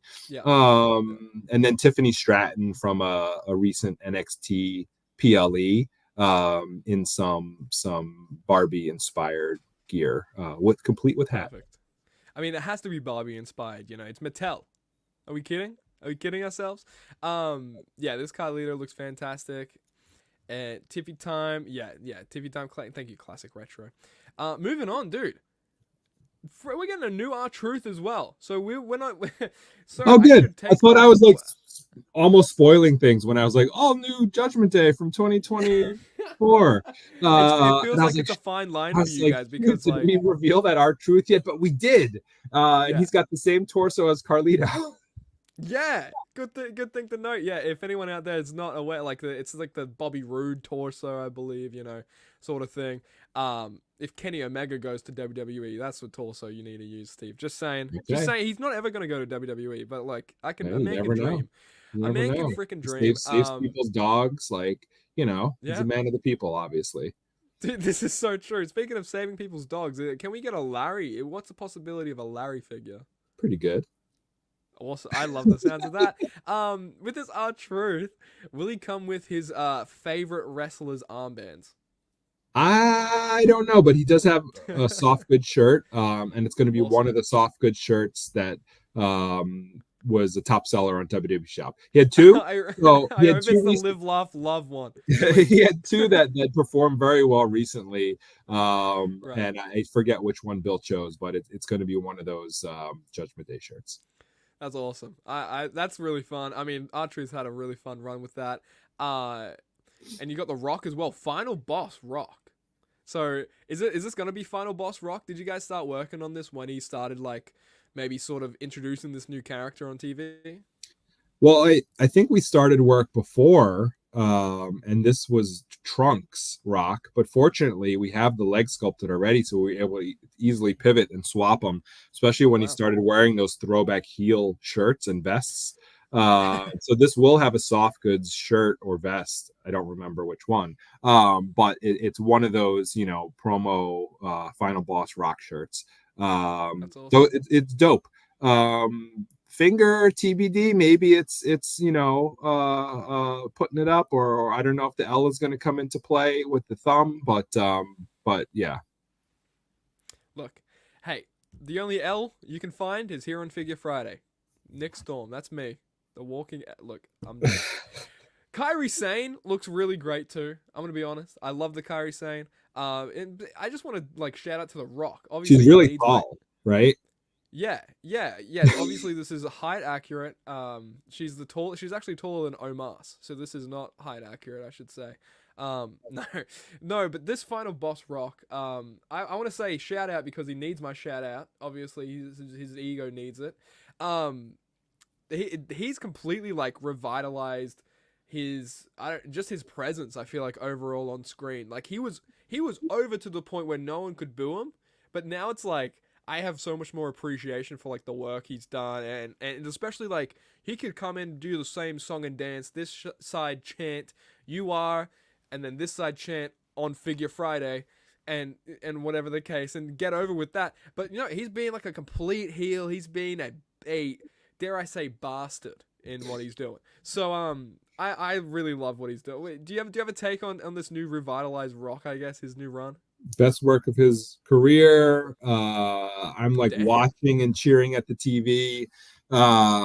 It's just what's needed. A lot of that stuff happens late in the show. It happens on social media. It's expletive laden, but when he does it, it's very impactful and meaningful, and it doesn't seem like willy-nilly just to say things for shock value. The It Rock makes doesn't understand the word clear, is what I want to say. it makes the persona that much more believable. And it's excellent. Like he is the GOAT. People say that a lot, but like he had everyone in the palm of his hand, whether people loved him or hated him. He had people believing, fully believing. They still probably fully believe. And guess who came out looking and smelling like roses? Cody Rhodes at the end of the day. So Cody kudos to Roses. Rock. That guy is the master of this business, along with what Triple H is doing. It didn't. You can't get any better than what we just saw at WrestleMania 40 or leading into WrestleMania 40. This is true. This is true. Moving on, man. This is, I believe, going to be a top picks elite. Logan Paul coming in here. This looks like I don't know exactly when this attire could be from. Maybe it's like the Roman match. There's a lot of black and yellow in Logan Paul's this sort of attires, and I like it. And there's that like new Logan Paul that just came out, the new I believe top picks anyway, dude. So this is another instance of Logan Paul getting him in the black and yellow, get him out in the main line. I like it. Is this like a what's your take? What makes you put a Logan Paul in a top picks line? Like I know like top picks is for everyone, you know, it's the line that's there in retail, so you know maybe you can come back and it's like just an abundance of top picks, the top stars, right? What makes you choose like a Logan Paul, put that in the top picks? He sells really well. That's We fair. saw incredible performance from the 2-pack with Roman Reigns, and you know he is a top superstar in WWE. He's used Yeah. sparingly. He's used in that spot of a main eventer who comes in and out of the scenes and does impactful storylines, much like Roman did, right? And when he performs, he delivers. So you know he is very worthy of that top pick spot, and I feel like he resonates with modern day wrestling fans. Once again, whether you love him or hate him, he resonates with you in some way, and kids really love him also, even though he's a villain, a heel on TV. So Yeah. I definitely think this top picks Logan is going to sell like hotcakes. Have you tried Prime? Do you like Prime? I have not tried it, to be honest with you, because I like to stay away from sugar in drinks. But I did grab a WrestleMania Prime from the suite this year and run out with it onto the floor. So I have that in my luggage still, the green WrestleMania Prime bottle, and I heard they were going for a pretty penny on eBay. So it's a nice little collector item. And it's very lukewarm. You know, waiting for your gullet, I think. So yeah, It'll be look, one of those Prime. things where I can go on whatever social media platform exists 20 years from now and like let's drink it now and see how I do. Like Crystal Pepsi or something like Yeah. that. Yeah, yeah, yeah. Get like every disease, To please. celebrate WrestleMania 60. Yeah, WrestleMania 80, 40 more years of WrestleMania. There's like I'm another about to prime. die, so I might as well drink this now. There's another prime. Like, just inject it to me at that point. Man, defining moments. I believe this was the LA Night. You know, we're talking about this RVD as well. But yeah, this LA Night. Do you remember what specifically this defining moment is for LA Knight? I think someone said it's when a Toy Kind of Mood met LA Knight at LA Fitness. I Did that don't know if happen? that's I don't know, Would but LA it Knight was wear a skin-colored elbow pad and his gray tights at LA Fitness? That'd be really weird. And knee pads? Anyway, this is from SummerSlam. This is from the Slim Jim Battle Royal at of SummerSlam. course. Yeah, And yeah. obviously LA Knight is relatively new to the main event scene. He's been in a few main events already, and he's still on the rise. But as a moment where the rocket ship was first strapped to his back, and it was clear like WWE is embracing him as a main event Yeah. talent, and let's push him to the moon. That was kind of like his Austin 316 King of the Ring, right? You know, maybe Yeah. there wasn't the promo like Austin 316 level, but that was the moment where the realization was there that he is the guy that WWE is going to be supporting and pushing in the main event picture. Hence the defining moments for him. Yeah. And it's a superstar that we definitely want to, you know, feature heavily in prominent lines and prominent slots in our lines. So you know, once again, working with Ringside, you know, an LA Knight seemed like a very viable exclusive option, and here he is in defining moments in his LA Fitness gear. Yep. Um LA Fitness. Nailed it. I think that's the logo for LA Fitness. Yeah, but yeah, this LA Knight looks great. Obviously the elbow pad. I mean, is anyone really talking about it? I feel like Mattel fans are kind of great. Like just wrestling figure fans are kind of good. Like we can expect the elbow pad to not really be there and be on the other. You know what I mean? So like we can probably live with that. This RVD, I think it's like a different head scan in the display. Is that like a Bill McKean question? I think the display RVD head is more accurate than this. I think Bill submitted this first, most likely, and after reviewing it, decided he needed to go with the younger look for RVD. So I think it's the other head that we saw earlier. Yeah, yeah. That's fair enough. This RVD reminds me of like TNA RVD, if I can be And if I'm honest. wrong, I'm sorry, and it's this head, and it'll be okay. Exactly. Exactly. And if I'm wrong, it's fine. Tell me how wrong I am. Uh, these Ultimate Editions look pretty great. I can't remember if it's like 22 or 23, one of those. But holy damn, bro. We're getting like great Muda inspired mask, Ray, Ray and Dom obviously from their WrestleMania match last year. I had to rewatch the entrance that Dom made after seeing this figure because it just looks that great. And obviously LA Knight as well, coming with cloth goods, sunglasses. I'm a huge LA Knight fan, so I'm really excited for all these, if I can really be honest. Talk to me a little bit about these, especially with the Dominic, man. I really love this Dominic. Oh boy. Yeah, Dom and Ray. I think Bill and I were sitting near each other during this match, and if memory serves me correctly, like during the entrances, we just looked over at each other and like gave the nods, like like this is what we're doing. And the Ray, actually, we slotted him a little bit earlier as something else, and it didn't come to fruition, but we immediately rescued the work and put them here in the same wave together. Super memorable. Dom obviously is beyond ultimate worthy at this point. One of the hottest heels in the business. So pretty cool to get such a significant moment out for him as an ultimate.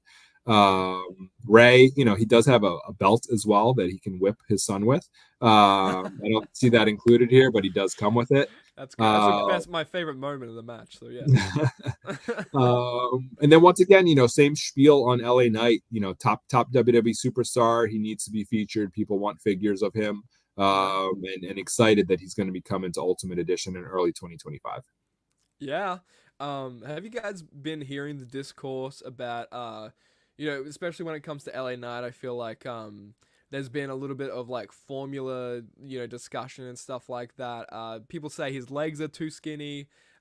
Is that something that we could maybe see like updated in because he does have some thick legs? I'm gonna give it shoot it straight. He's got some nice legs.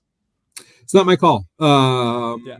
I think he has the Austin legs, which I know some people think are a little bit too skinny. And then I got somebody coming at me with the comments about like you should have used the Stunning Steve Austin legs. But the problem is I think those legs have the taller boots, right? So they're not compatible. So I think what we need to do eventually is just develop some new legs for Austin and LA Knight. Once again, not my call. It's something I will absolutely push for. But we need to make tooling decisions. Do we give him beefier legs or do we get fully tooled Rey Mysterio? It's just you just have to make calls sometimes in the moment. So we'll do our best. That's fair.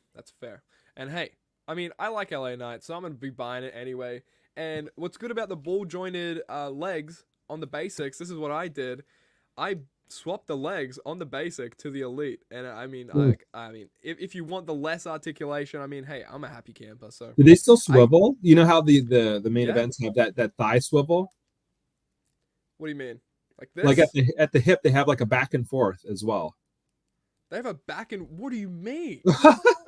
I don't have one handy, but if this is the leg, it'll pivot back and forth a little bit on the actual basic figure if the leg is straight. Does that help? Not really. We'll talk about this offline. Yeah, that sounds like a good idea. Dude, great Nick's mood. gone. I'm in charge now, everybody. Please, can you just like? I don't even have to say anything, do I? Dude, Damian Priest Ultimate Edition, and Skeletor. That's it. Nothing. No, I'm joking. Dude, yeah, the Skeletor gear for one, but also great Muda. This is something that I knew Bill was dreaming for maybe out of the womb. I don't want to speak for him, obviously, but this is something I was wishing for out of the womb and wishing that he would design when I came out of the womb. I wish he would design this. So this is coming to fruition. I know it's a. He did. He designed it as you were coming out of the womb. So he's just been sitting on it. Hey, look, that's a long NDA. So I appreciate that. No, dude, this is fan freaking tastic to me. Great Muda. You got him spitting mist. Is this like WCW attire? You'd say maybe probably like around that sort of. Yeah, yeah, cool. It is. Like, It is. It's his initial run in WCW where that's very cool. he was facing Sting a lot. Who was he married? Not married, managed I by don't Gary know Hart. Gary Hart. Gary Hart. I was at a show with Gary Hart, and he was managing Loki, and he cut a No way. promo. He cut a promo at the end of the show, and he called him Kilo, and I was like, "Oh, okay." That's And that was pretty the cool. last time that I saw Gary Hart in any capacity. Well, there's that. But dude, yeah, talk to me about Great Muta, getting him in the line, like first time in the line, obviously for a Great Muta in the Mattel wave. And let's hope not the last time. Because this is fantastic to me. Talk my ear off about this. No, we've got Muta now, and he's another one where the process of signing these guys, we get to work with WWE closely and kind of map out what we want to do. And then we can see that, okay, this is someone viable that we can all sink our teeth into and get a deal done with. So we do have a plan for Muta. It's not like a Bret Hart, Shawn Michaels, Hulk Hogan type of situation. Is it like a Muhammad Ali sort of Yeah, deal, probably. maybe? Well, you'll see Okay. a lot of Muta in a condensed period of time. Right. I love But it. fortunately, there aren't the infinite U.S. centric looks like there are for like a Shawn Michaels, right? Right. To where I think we can crank out and satisfy all eras, all fans of the various eras of Muta within the time frame we have for him. So yeah, this is the first covering the earliest. There was a little back and forth with me and Bill, and we landed on this one. We think this is the most palatable for the U.S. audience, this early WCW version of Muta. And then we'll start tackling the others as we go throughout our other lines. This look, I'm just putting this out there. You can tell this to Bill. Can we get a great kabuki at some point? At some point. Look, I, I I, love some I, WCW. So like, come on. I want to make all these figures. I want to make them so badly. Do you see a merch program rolling out of Great Kabuki merch of shirts and hats and beer koozies and fat heads that stick to your wall? I don't know that we do, sadly. No Okay. offense to Well, him, I but mean, to each their own. it makes it No. challenging. It makes it challenging. Yeah.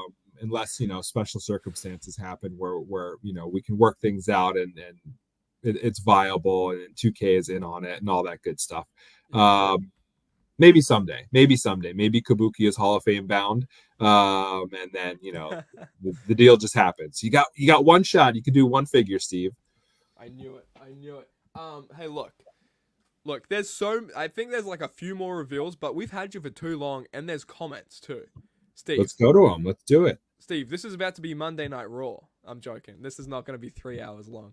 If it's 3 hours long, I'm retiring. It's time for a luchador match for a break. Yeah, Um, yeah. I need a speed match. Get me on X. But no, Steve, man. Like I appreciate everything that you just stopping by for the freaking hour or whatever the case it Well, was. thanks for flying me out. It's a Yeah, long of flight, course. but I did it. We're just in two different Yeah. rooms of your house. Yeah, I mean it's It's better great. connection this way for some reason. I Yeah, don't know how, but yeah, I'm glad. I mean, I'm in the bathroom. This is a green screen. But you're in my actual room. That's actually all my toys. yes, Thanks, yes. You're a big Steve. superpowers fan. I mean, yes, yes. No, let's go over. So we've had like a ton of people in the chat. Also, I've just thought about this while I'm thinking about freaking questions and stuff. When it comes to WWE 2K, there's the new Legends WWE Legend 22, I believe, of the Ichiban Hulk Hogan, and if it's like a thing, if you get it, you can unlock it in the game. Talk to me about Mhm. this 2K partnership.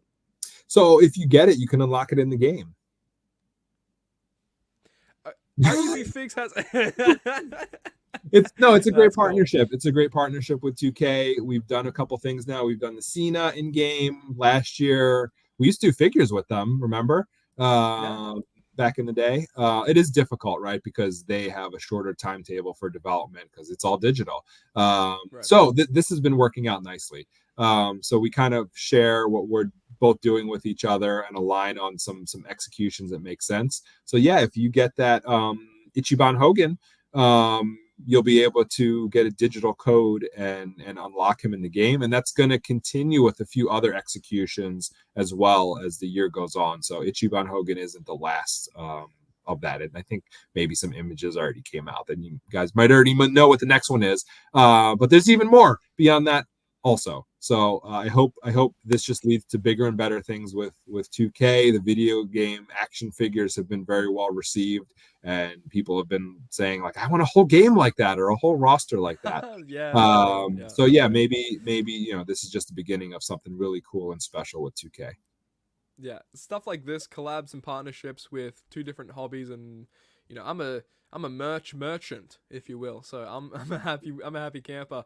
RUB Figs, this is hilarious. So this is news to me. What were your honest thoughts when Grimm's Toy Show accidentally knocked over the figure displays at WWE World? Well, we kicked that guy out of there immediately. First of all, yes. We just picked everything up. That was it. It is what it is. It was so crowded. We're blessed that our booth was that popular.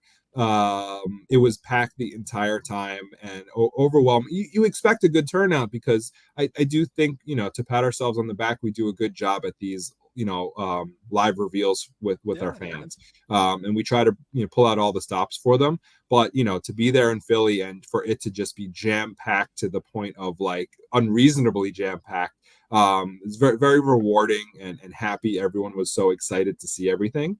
So hey, who cares? Sorry, that we had to take a pause and fix some things, but no harm done by Grimm or anybody else who knocked some things over, or maybe because we just didn't glue something correctly and it fell over. So it is what it is. It's all part of the game. Hey, Grimm probably got a great title and thumbnail out of that. So I mean, hey, look, make a chicken salad out of the other chicken thing. Eggs. Out of chicken salad out of chicken eggs. I like that. Will the upcoming Tag Team Elite 2-packs be packaged like the Hall of Fame Elite 2-packs? No, they'll have the same structure as the Mega Powers set. So you will be able to, once again, for consistency's sake, if you have Mega Powers already and you want to spine them or whatever, however you want to display them, they'll all look cohesive in your collection. I like it. Spine on the pine, right? Spine on the pine. I got a thought now with Elite 4-packs as I go over more questions. Elite 4-packs, is this something that maybe we can see defining maybe even one match entirely, maybe a night one main event? Maybe we get Rock and Roman Cody Seth 4-pack. I'm just saying. I like that name, defining matches main event. That's a whole new segment we can roll out. I mean, hey, if you guys are short on names for lines in the future, look, the longer the better. There. The longer the better. Exactly. Yeah, sure. I think that's something where ahead of the match, in our minds, we earmark maybe there's something here. Maybe there's some sort of multi-pack opportunity. But without knowing that zany Seth Rollins with his gear, without knowing what he was going to come out with, it makes it really difficult to solidify that this is definitely what we're going to do. But now that we've seen the gear, and we know what we're in for, we can explore to see if that's something we can even achieve. Epic. His night 2 gear, forget about it. I'm telling you right now, guys, you're not getting that entrance gear. It ain't happening. So you're telling us we're not getting the wizard top hat with mushrooms and everything, and oh man, the amount of deco on that. I had to watch that match just for that. Can we bring back the soft cloth carrying bag for titles, and can we get a Hollywood Hulk Hogan monster truck? The second question, maybe if a retailer wants that, it comes down to retail opportunities really to make these things. Like they need to want this stuff for us to be able to move ahead. Sometimes we're pitching it to them, sometimes they're pitching it to us. But so for a Hogan monster truck at that price point, it probably would have to be a retailer ask, or a vague ask that we can retrofit the idea into. The soft goods carrying bag, that was a Jax thing back in the day for those chase titles that were gold. Can we do them? Maybe, but do you want that, right? Do you as fans want carrying bags for the titles, which Wait, would be can I answer this for you? Or yeah. do we want a newly tooled this or other, this or that? Yeah, thank you. Yes. Please, I'm learning from people like the greats, like Steve But O's. if you want that, if you want that instead of soft goods entrance gear or a shirt or extra heads, tell me and we can consider it. I don't think you do, right? I think it's cool, but it definitely comes with a sacrifice. Right. Yeah, that makes sense. That's fair to me. MBG 1211 in He's the laughing freaking at his house. Yeah, what are you doing? How dare my ego, my fragile ego is so Twice. hurt, man. Twice, not once. Thanks, Steve, for pointing out twice. I wouldn't even have noticed it. I'm gonna cry.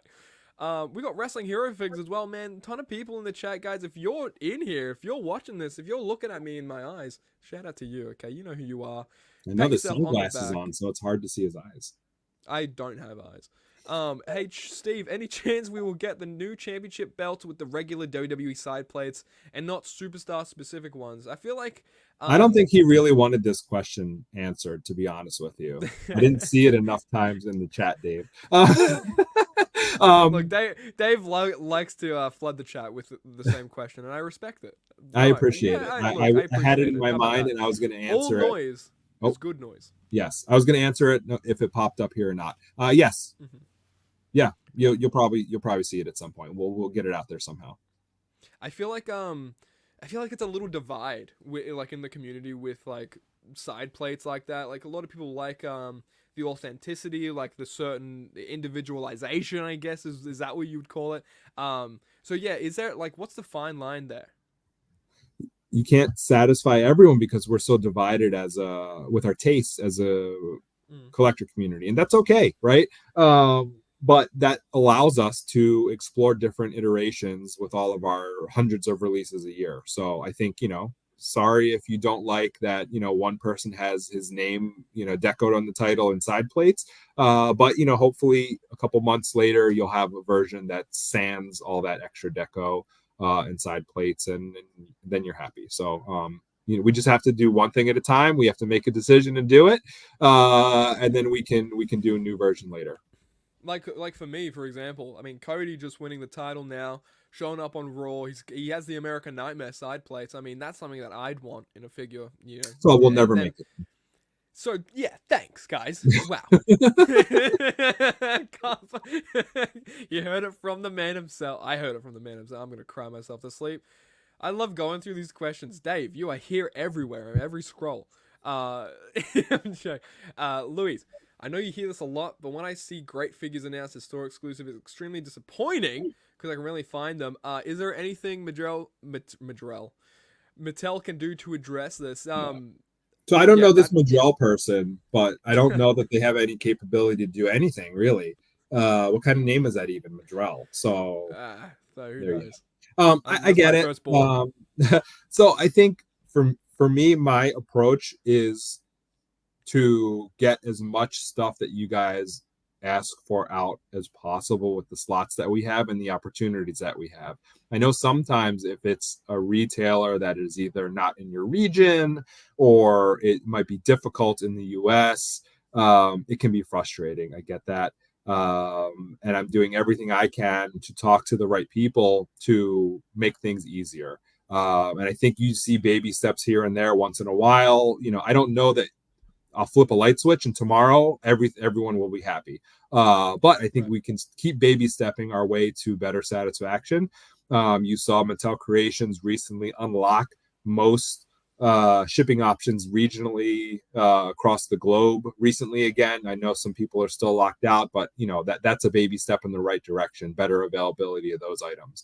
Walmart recently went back to pre-orders for WWE items after a little bit of a dry spell, and the dry spell was on purpose. It was trying to address some of the issues so that orders are fulfilled and everyone is satisfied. So yes, a few waves were missed of Monday Night War, Elites and Ultimates, but and maybe an Elite wave will be missed again. But after that one wave is missed, we're back on track, and I think everything from a Monday Night War standpoint will be available for pre-sale on Walmart.com. Target, I think, is good.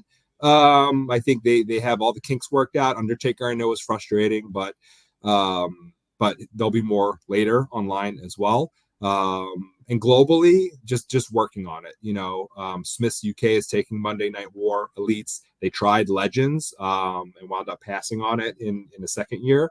And you just, trial and error, try things. If it doesn't work, try to find a new home for things. Superstars is now available at Wrestling Shop UK. So a lot of baby steps, a lot of progress. And it's not just like these things happen and we step away and stop pushing for better.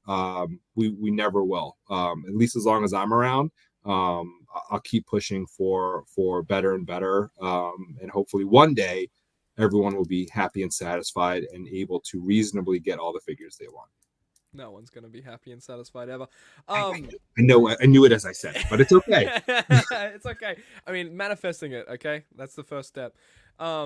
Is it easier for you guys from like a brand perspective to sort of when it comes to like, I guess, giving product and sending product, like you said, to Wrestling Shop UK and stuff like that? Is it easier internationally to secure those spots with online retailers than it is with in-store retailers, in-person retailers and stuff like that? No, because from a business standpoint, retailers either collectively or singularly have to take enough of the minimum for that market, right? So for the US and US packaging, we have a minimum we have to hit, and Walmart far surpasses that because they're either one of or the largest retailer in the world, right? Target, same thing, one of the largest retailers, so they far surpass their minimums, no issues, whatever. When you go to smaller territories, it becomes more difficult, right? So you have like a Smith's, they can probably do it on their own, right? They're a big toy retailer, they're massive, they could take Monday Night War and enough for their entire region with their specialized packaging that legally is required in that area, right? I know people are like, oh, it doesn't have the storytelling on packaging and the bio and all that stuff, but those are just requirements for your regions, unfortunately. Which is strange. Yeah, it's a little look. That's my opinion. Hey, but you continue. Right. Look, I don't make the laws. So that's where the challenge is, right? Could somebody say to me, hey, I'm all in on this. I want it. I want 50 units of each figure. Okay, great. But I appreciate it. It doesn't work that way. You know what I mean? I would love for it to be that easy, but each region has their own minimums that they have to hit, because the markets are all managed separately. A lot of insider baseball here, but everything is managed separately. It's a different region, different set of rules, and they have specifics that they have to adhere to. So if a retailer is big enough, or a pool of them, right, come together and they're big enough, that's where you can make these things happen. Wrestling Shop UK, they made a commitment large enough to sustain for superstars, right? That's why they're getting it. So that's kind of what it takes to make these things happen. I always said all these exclusives are available to international retailers, but they still have to hit a minimum to move forward. Like anything, everything is crowdfunded. Everything is crowdfunded, right? Period. Elites are crowdfunded. Elite, mainline elites, but everybody's in on it, so it immediately is kind of like approved and moves ahead. But should retailers are the ones crowdfunding it, should they be like, I don't know if we want this, then it gets on that teeter position, like, is it going to make it, is it not going to make it? So in reality, that's how everything works. Everything that a toy company makes is essentially crowdfunded, but the retailer is in that position to decide whether it moves forward or whether it goes into the vault and is lost forever. There you go. Or you bring it back from the vault. Oh, boom. Toy kind of mood. That's a little Travis Moody type question right here. What other era of WWE could you see in a line following Ruthless Aggression and Monday Night Wars? I don't want you to pull back the curtain. Maybe there's a guilty pleasure era of yours that hasn't been touched on yet. Talk to me about that. If a retailer was interested, I could see a return to Ruthless Aggression. I will say Walmart was very eager to move into the Monday Night War business post Ruthless Aggression, so I don't know if they would want to move back to that. But another one that I see requested a lot is New Gen, right? Now, I Okay, yeah. think we would need some more new gen specific talent to make something last more than a year or two. But that's something, it could be very colorful from a packaging perspective. Oh You know, if yeah. WWE could sign some unique talents to round it out, some first times in the line, like Ruthless Aggression, we were fortunate enough to get like Tori Wilson and Eric New Bischoff. Gen U Yeah, that's like a whole other can of worms. Like yeah. it's crazy. Yeah. Or you know, you could still do golden era, and just do special packaging for it. There's a lot that can be done. Hulk And I don't Hogan know, out are you with there yet for every the Hulk PG Hogan. era? What do you even call it? I wouldn't want to call it the PG era line of figures. Yeah. But this nostalgia is already forming for that era. And if we could wrap it up with a good name or theme, maybe even PG could be something to dive into. That Undertaker sold out in minutes, so there's something I there. mean, yeah, it's like what is it, Viper Randy Orton, like bald head, completely, like sadistic Randy Orton. Yeah, That's something wrestlers like when I they got a shave lot of their heads ties. long. Yeah, yeah, yes, yeah. You plant you in there as well, dude. Are you kidding me? Yeah, Let's go. two heads. Let's Everyone has boza. two heads, one with hair, one without. Yeah, and that's just because I think, and then you put your head scan in there so you can just make yourself jacked. That I see how this works. Hey Steve, oh, okay, Dave. All right, Dave. How many Legends wave will there be per year? This is it's a great question. 4 waves per year still, and one greatest hits wave, so 5 total. Before 4 completely new. Do they come out like scheduled with the quarters, or is it like come E- kind of different? Every quarter. Yep, every quarter. Gotcha. Cool. I'm So they coincide with learning. the target planogram resets. Cool. I'm learning. I'm learning. I like to learn. Have all the Hogans for 2024 been revealed, or do we have any more surprises for the 40th anniversary of Hulkamania? Thanks, Tito. That's it for the 40th anniversary. WrestleMania 8 Hogan is the final. Wow. And so for all the people who have had enough, like the streak is on pause. Obviously we'll do more Hogan figures elsewhere. But we'll give him a rest in Legends Elites for at least a little bit. I mean, hey, there's a thing. There's a term called Hogan fatigue. I've seen it. I don't know if you've seen that I mean, from a thrown sales around. perspective, it's not there. So from the people who don't buy them Boom. all, so maybe yeah, okay. But Ice on my wrist. That's what you're about to do. You're about to be like, oh yeah, haters, look at my anyway. But yeah, I agree, man. Hogan does sell, and I buy them, so it's like my fault. Distribution of superstars have been beyond frustrating. Can we see someone else share the exclusivity? Oh, that's a good question. I mean, Wrestling Shop UK if you're British, but if you're not British, unlucky. yeah, so yeah, no non-British consumers can buy from that This is a store. British only line. You have to actually show your ID and passport and everything. So that's the news for superstars, right? I'll keep trying for more, right? But don't know anything beyond that yet. That's fair. That is fair. Any hints for the San Diego Comic-Con exclusive? Will it be a UE? Will it be a 2-pack? It's an ultimate single figure. An ultimate single figure. I mean, I feel like that's been it's been like the I mean, apart from Muhammad Ali, that's kind of been like the general sort of template, I guess. Like an ultimate edition sort of figure, and then whatever the case may be. I mean, Muhammad Ali was kind of like a spanner in the works though last year. I'm gonna be honest. It was like 2 figures in one. Yeah, I don't want to say too much, but yeah, your Yeah. wallets will have it a little bit easier than what it was the year before, no holds barred. So a little bit easier than the previous 2 years, but it's still an ultimate figure and it's cool.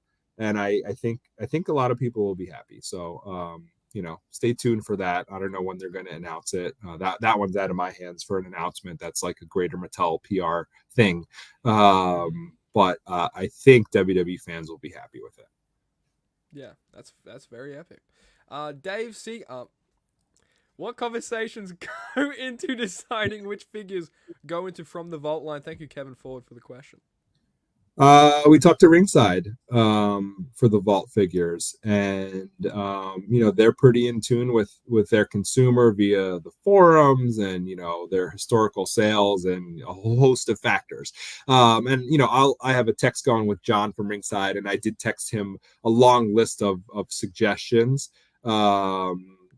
some make the cut, a lot don't, and that's okay. It's collaboration, because we do have a lot of best of and greatest hits and things like that going on. So if it doesn't make it to the vault, I can try to get those out elsewhere, or I save it for a future from the vault execution. But a lot of collaboration with Ringside, looking at how we can improve figures, whether it's adding accessories or championship titles, and they are a little bit of a higher price point, so we want to give you the most value for that, and some of those figures are like defining moments level figures, which was our premium line previously.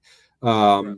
But yeah, it's plussing up things, making them meaningful figures that it seems like you collectors want a second crack at. I like it. I mean, I want to crack at most of them too. So you're making it hard for me to say no. Question. Oh, the Fig God has a question. Can I ask why Disciple was a Build-A-Figure and not its own packaging? As a figure I've been wanting for years, would love to have it its own specific packaging. Just curious. Sometimes those are the breaks. I'll give a non-Disciple example. I really wanted that Royal Rumble Virgil to be a individual figure for a couple reasons. I wanted, Virgil was still alive. I wanted him to have a figure out there that people would come up and line up and have signed. And for whatever reason, things happen and you can't get everyone into alignment on it, and it becomes a Build-A-Figure. So it just is what it is. There's a lot of cooks in the kitchen with these decisions. It's not just one person who rules over everything and makes final calls. It's just Steve. It's just, no. Yeah. So yeah, like I said, I think my take on my job is to get as many of the figures that you guys want out there as possible with the slots that I have available to me. So I have to consider it a win, even though it might be something you were looking forward to and it's just a little more complex to complete or get. It's still happening. We got a Disciple out there, and I think that's a big victory. So sorry, it's not your ideal situation. I hear you, but I'm just trying to make figures happen here. Hey, and I respect that. I respect your efforts. TiVo coming in hot again. Previously, it's been said that the barbed wire wasn't allowed by either WWE or Mattel, but it looks like Sandman is coming with it. So does that mean we can see maybe barbed wire bats, 2x4s, maybe even thumbtacks in the future, etc., etc., etc.? I don't think any one item opens the floodgates for everything. Everything is case by case, especially with things like that. So we made the case for why he needed to have that accessory, and they were understanding and they approved. So for those other items, we will once again, because we have in the past attempted to make those things happen. Right. We'll try to make the cases right when it comes up and we need to include something like that, or it makes sense, like Cactus Jack McFoley as an example, and we're like, hey, this is why, this is the moment, this is why it's significant, this is why it's different, this is the retailer it's coming to. Can we do it? And then we get the yes or no. So we'll keep trying, but there's no blanket like, yes, it's all on right now. I can see like that Mankind from Defining Moments being like an obvious, okay, yeah, I can see where you guys are coming from with here. Tacks on the back, a little bit of ketchup in the mouth. You love to see it. It's all the sort of stuff you love to see. Mr. Steve, this is very, very gentleman-like. Where is our 2006 Kurt Angle Elite? Wow, that's such a good question. In parts unknown. In parts unknown. It's where Undertaker ran off to after choke slamming The Rock. Kurt Angle's with the Steiners. Yeah, they're just chilling. Hey Nick. Oh yeah, this is so dumb. This is amateur hour, man. Too long.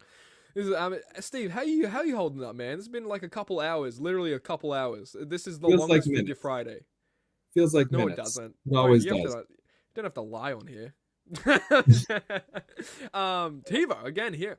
I realized the 3D hustle, loyalty, respect hands have been. Oh, I'm not gonna freaking acknowledge that. Tribal. I mean, I saw it. No, it's not happening. Sorry. Okay, that's fair. Yeah, I mean, like, yeah, it's fair. Alex, I love the Ruthless. Why didn't we get a Build-A-Figure like we did in the Monday Night Wars set? There we go. That's a pretty good question. Yeah. One night stand, Heyman even. Okay, yeah, I see ya. Yeah. Well, it was first, right? So it's not like we had set the precedent already. And we were kind of baby stepping back into, these exclusive, elite lines with Walmart.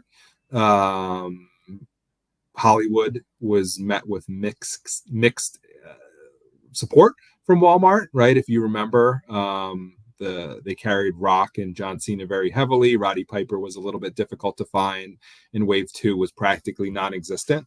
So, we were still baby stepping towards improvement there, right?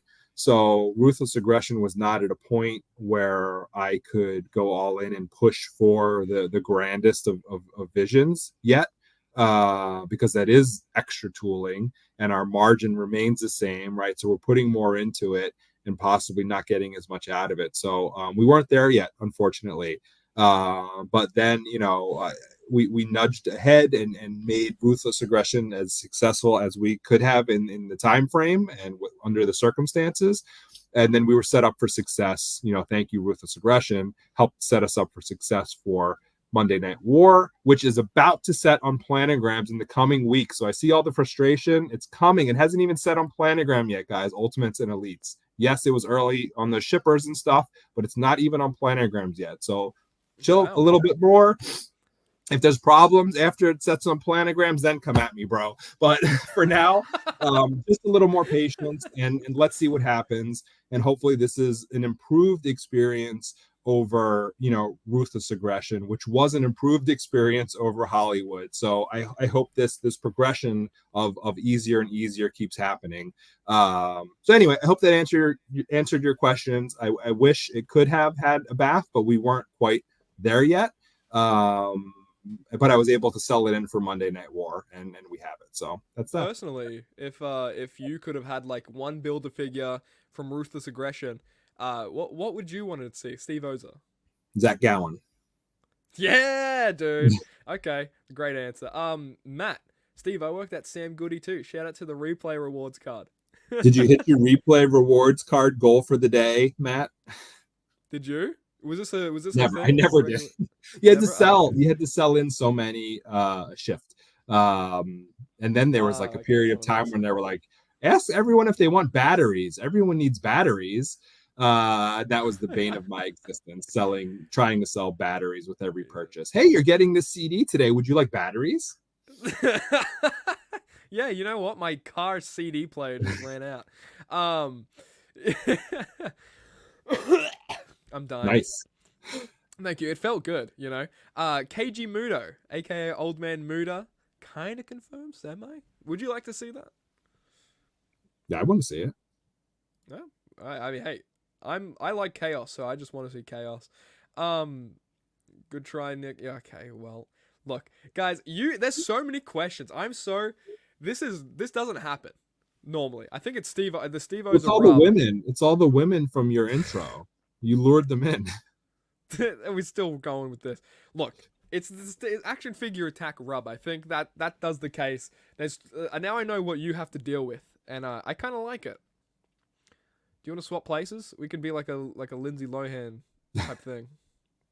I've been vanity checking our live viewers, and it's kind of stayed the same the whole time. So they like our nonsensical rambling for 2.5 hours. They're loving it. Yes. Yeah, even when SmackDown went on, we stayed consistent. 31,000 screaming Stormer maniacs.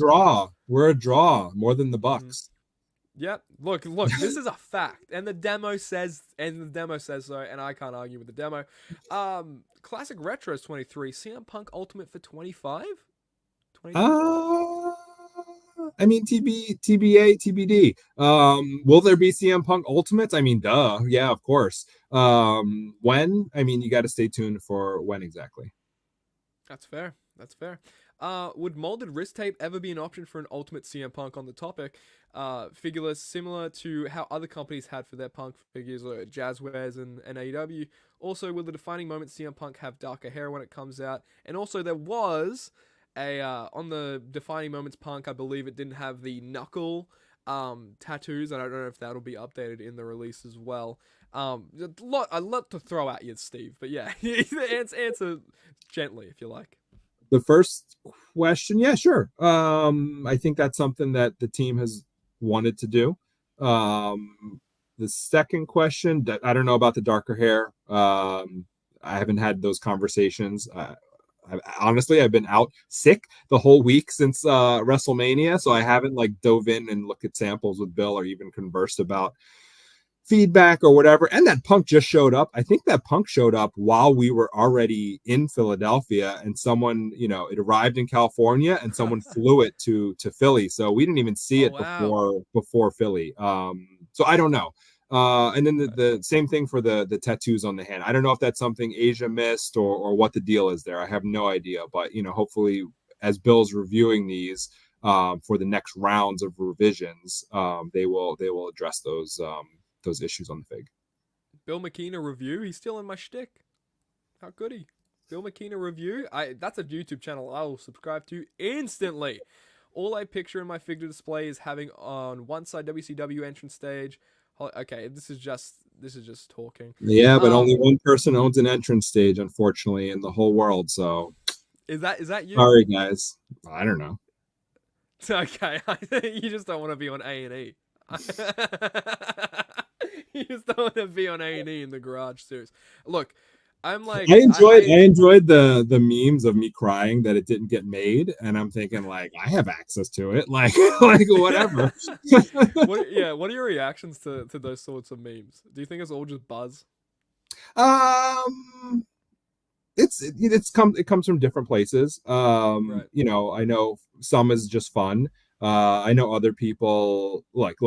Bill and I are just not even half a step away from just you guys. We're just fans. That's all we are. We're fans, and we fortunately took the right steps and had good fortune and got to where we are. So some of it is maybe professional jealousy, or maybe just angry at decisions that are made that really aren't Bill or me, right? And we're the faces, and it comes at us, so it's okay. You know what I mean? Like I'm guilty of it too with other lines that I collect. I'm like, oh, that guy, and I know it's not his fault that something happened on the line that they manage, but it is what it is. It comes with the territory. So I accept it. I'm happy that I get to be a steward of the brand and be your voice, and I am your voice, and everything you guys say that's really justified, I absolutely share. And some people, they just want what they want. They want their figgies, and they want the figgies that they want. They want them now. And it is okay to be that fan. Go for it. And if you need to vent, and I'm that person that is the brunt of your venting, so be it. But I can just block you, and that's it. And it's okay. That's fair. I just want to remind people that there are humans behind these decisions. Thanks. So all I wanted, look. What is Some that? of the memes are funny. Some of the memes are funny. Oh, okay.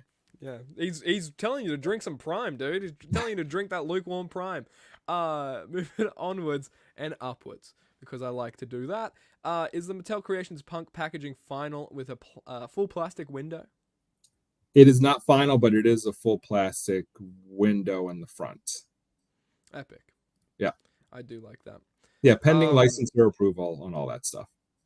Oh, okay, cool. So like if the off chance that it gets denied, what do you guys do from there? I'm just going to plaster your face all over it. Well, I mean, I'll buy it, but I don't know who else will. My mom? If they don't approve it, we'll just do what they say. You know what I mean? Like, it's not going to be like, okay, yeah. I doubt we have such a good relationship with our partners at WWE. They trust us at this point. They're amazing with us. I love working with them. And I just feel like, it might be something where like, Health Rose Over right now is on the side of the side panel of the box. Maybe they're just like, don't use that. And we change it to something else. Maybe it's as simple as that. So I don't expect any massive changes to happen to that. Maybe some tweaks and graphical and copy changes, but it's in the realm of where it's going to be. Yeah. Mitchell Craig, shout out, dude. Thanks for the follow on Twitter, by the way. I love this guy's great. With Macho Man being back in the WWE game, does this mean his figures might soon be available to make again? Nope, no correlation. Sorry, I wish. Okay, I wish. That's fair.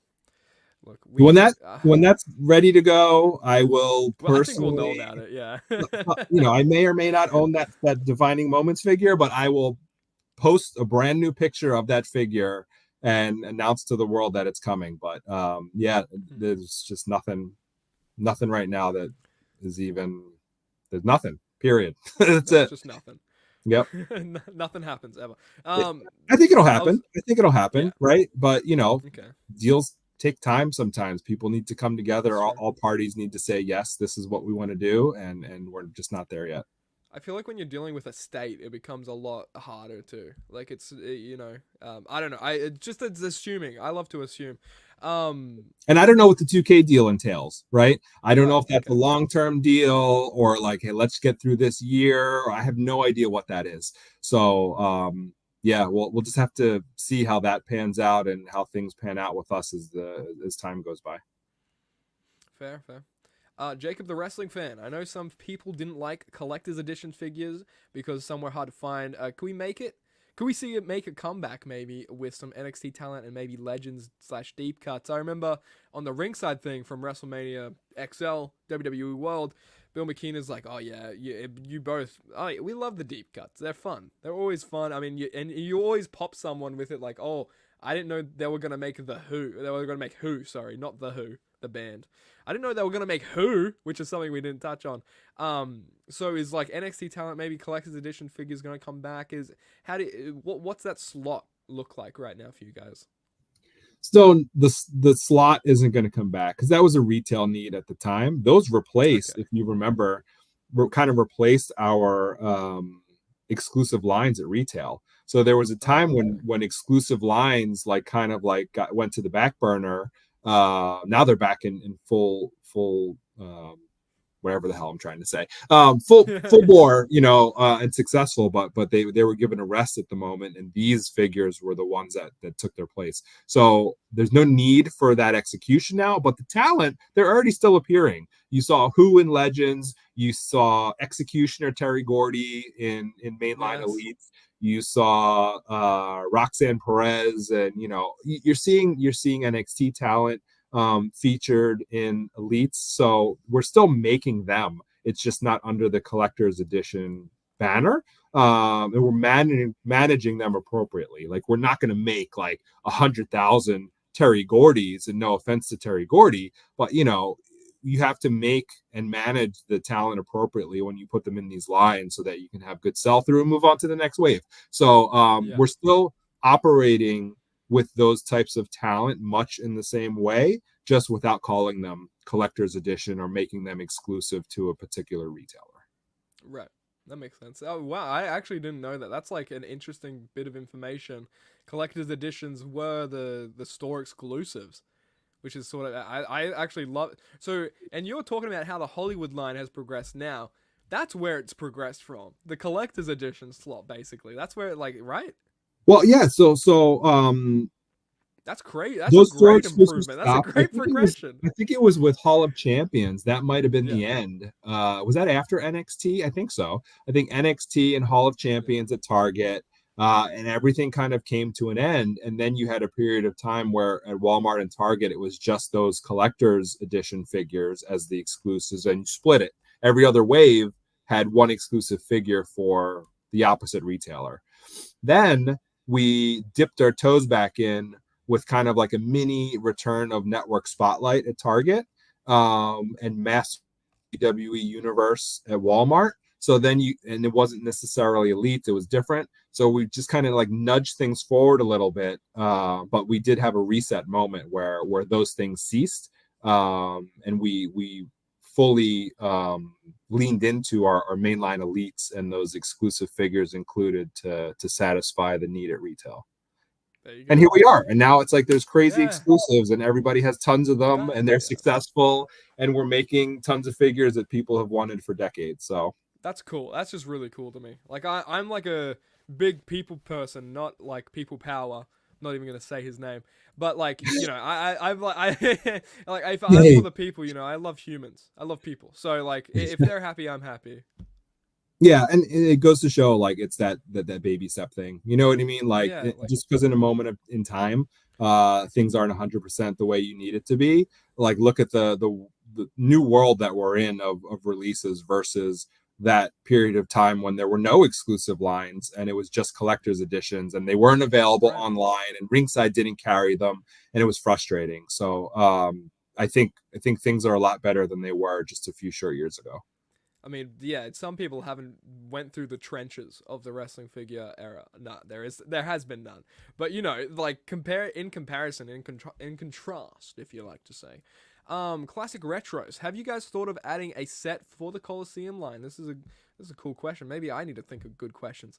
Maybe have a third for tag teams, Dream Team, Volkov, Sheik, etc. I would love to, but it is a very finite line because you're dealing with available talent who were featured in the original LJN line. So, could you maybe do more and burn through them quicker, perhaps? But the need isn't there right now, right? It's not like we're having 5-minute sellouts of these sets. They're doing fine, fine enough to live on. It's fine. It's fine. But unless we see these things performing like some of our hot Comic-Con items, I don't, or the Undertaker selling out a pre-sale at Target. I couldn't justify that. I couldn't go to my leadership and say, hey, I want to give me another SKU that our team has to work on, and let's do this. And they're going to say how are sales currently, and I'm going to be like, they're fine, and they're just going to be like, get out. Someone needs to edit Steve Ozer in the house burning. It's like, it's fine, well, this makes me so sorry, classic retros. I want it, but let's just be patient and just keep pushing these out. Sometimes being a little reserved is better because it will just keep chugging it along and get the most complete collection possible instead of pushing for more and crashing and burning, right? Well, they kind of fatigue. And you kind of expose yourself if you're doing more and they're not setting the world on fire, right? And you're just going to draw questions to it, and maybe the line has to go away prematurely. So let's just keep doing what we're doing and cranking them out a couple times a year, and we'll get the largest Coliseum collection possible when it's all said and done. I mean, I love the pace that they're coming out now. I think it's I think it's pretty healthy. It's steadfast. There isn't collector fatigue, and with these like high key items, they're a little more expensive maybe sometimes, especially ultimates. So yeah, that makes sense. Like, you don't want to kind of like drown people with Coliseum collection. As I stall to look for a question. A toy kind of mood, and Dave, you make my job so easy and good. And I love it. Dude, could we see a Doom version of Farouk or Oz/Vinny Vegas? I have tried. Oh, really? Oz Vinny Vegas probably a little easier because those looks were just centric to Kevin Nash as a single star. Bill does not want to do half tag teams. Look, this is no secret, right? Let's do the half tag team while we have them under a deal because we don't know when that can end, right? Yeah. And Bill is like, no, let's just hope for the best. One day that we get both tag team members under a deal at the exact same time. So sometimes I win those battles and sometimes I don't. We got a Powers of Pain Warlord, and I'm sure glad we did because we have it. And now he can be eliminated in 3 seconds from your action figure Royal Rumbles. Good. But yeah, I mean, I want them. Vinny Vegas Oz probably slightly more likely than the Doom Farouk Ron Simmons, but I'm gonna keep effing trying. I'll say that. I want some of those college football players from that one like Rumble on Mania that one year. Do you remember? Was that Mania 2? Oh, do you know what I'm talking about? Well, yeah. I mean, come on. Can we get a multi-pack of that? William the Refrigerator Perry is a must if we can ever get him under a deal. He was a GI Joe. Come on. No, man. Okay, look. If we're talking seriously, I want Special Delivery Jones, and thank you very much. Okay. Thunder Lips. Hey, look. You mentioned Hollywood.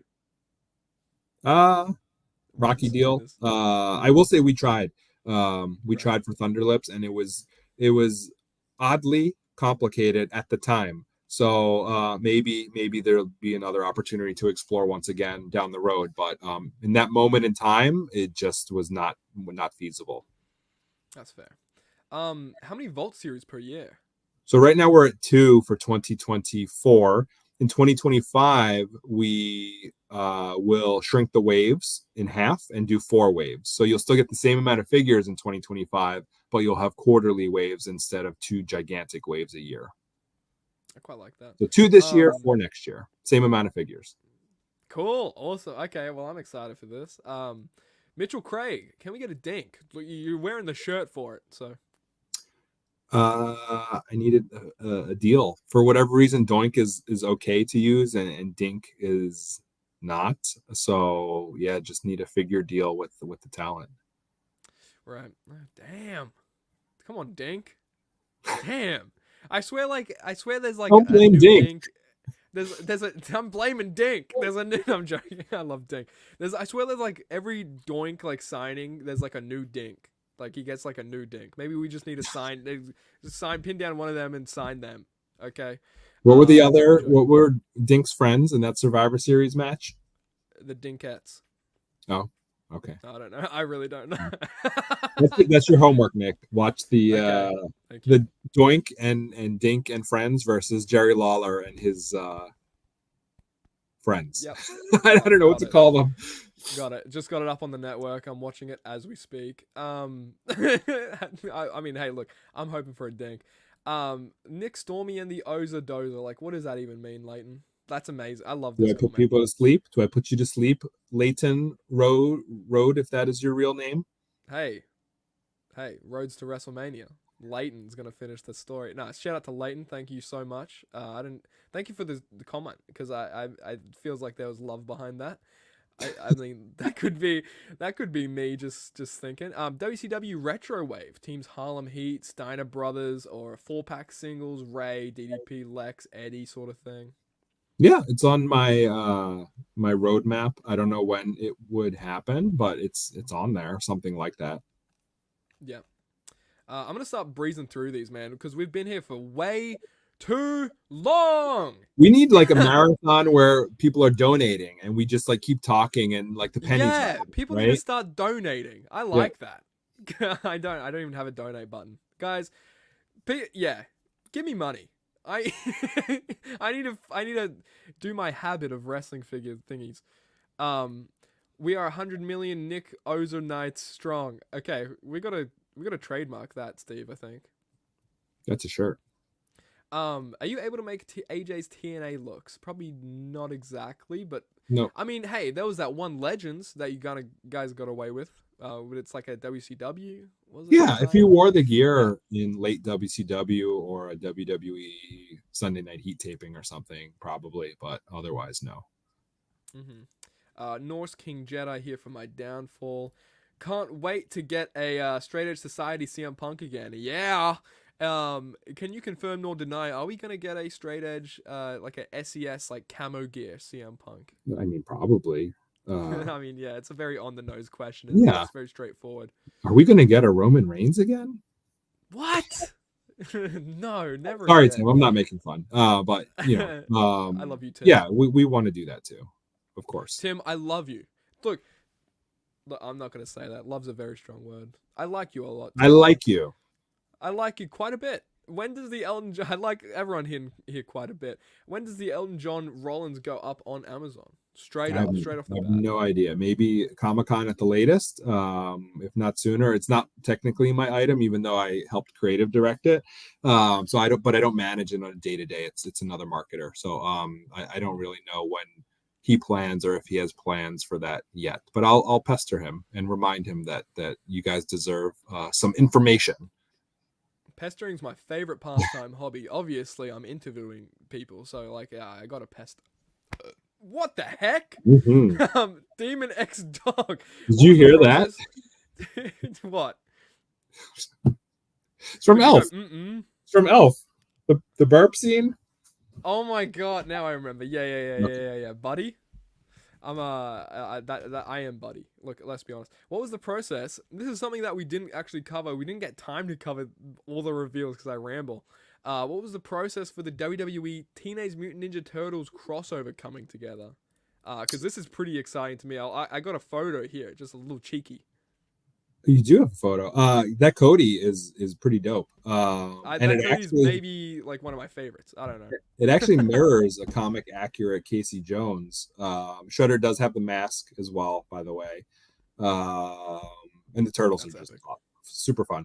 But it came together because Paramount and Nickelodeon are just really cool partners, and they want to do good business. And WWE obviously is a very natural crossover for turtles in that New Day loves cosplay type gear. Oh yeah. So a lot. I mean, when this was first broached, New Day was the go-to. Like, yes, New Day absolutely has to be included. And it kind of went from there. We just tried to find talent would do well in the other turtle slots and hero and villain slots. And there were more left on I could imagine. on Yeah. the cut floor. Holy smokes, there were figures that I'm heartbroken we're not getting with main Could you characters that name you could one? imagine. Name Um, one. name one. Maybe don't. I don't Do want it if to. you want. I don't Do want it. to. Okay. But, Maybe for but I hosts in will the say from a future. turtle standpoint, April, Bebop, Rocksteady, Krang, Oh yeah. they were all on the table under exploration, and the ideas were so fun. But Dude, oh it my is what god. it is. Yeah. Krang, Paul Heyman, Krang.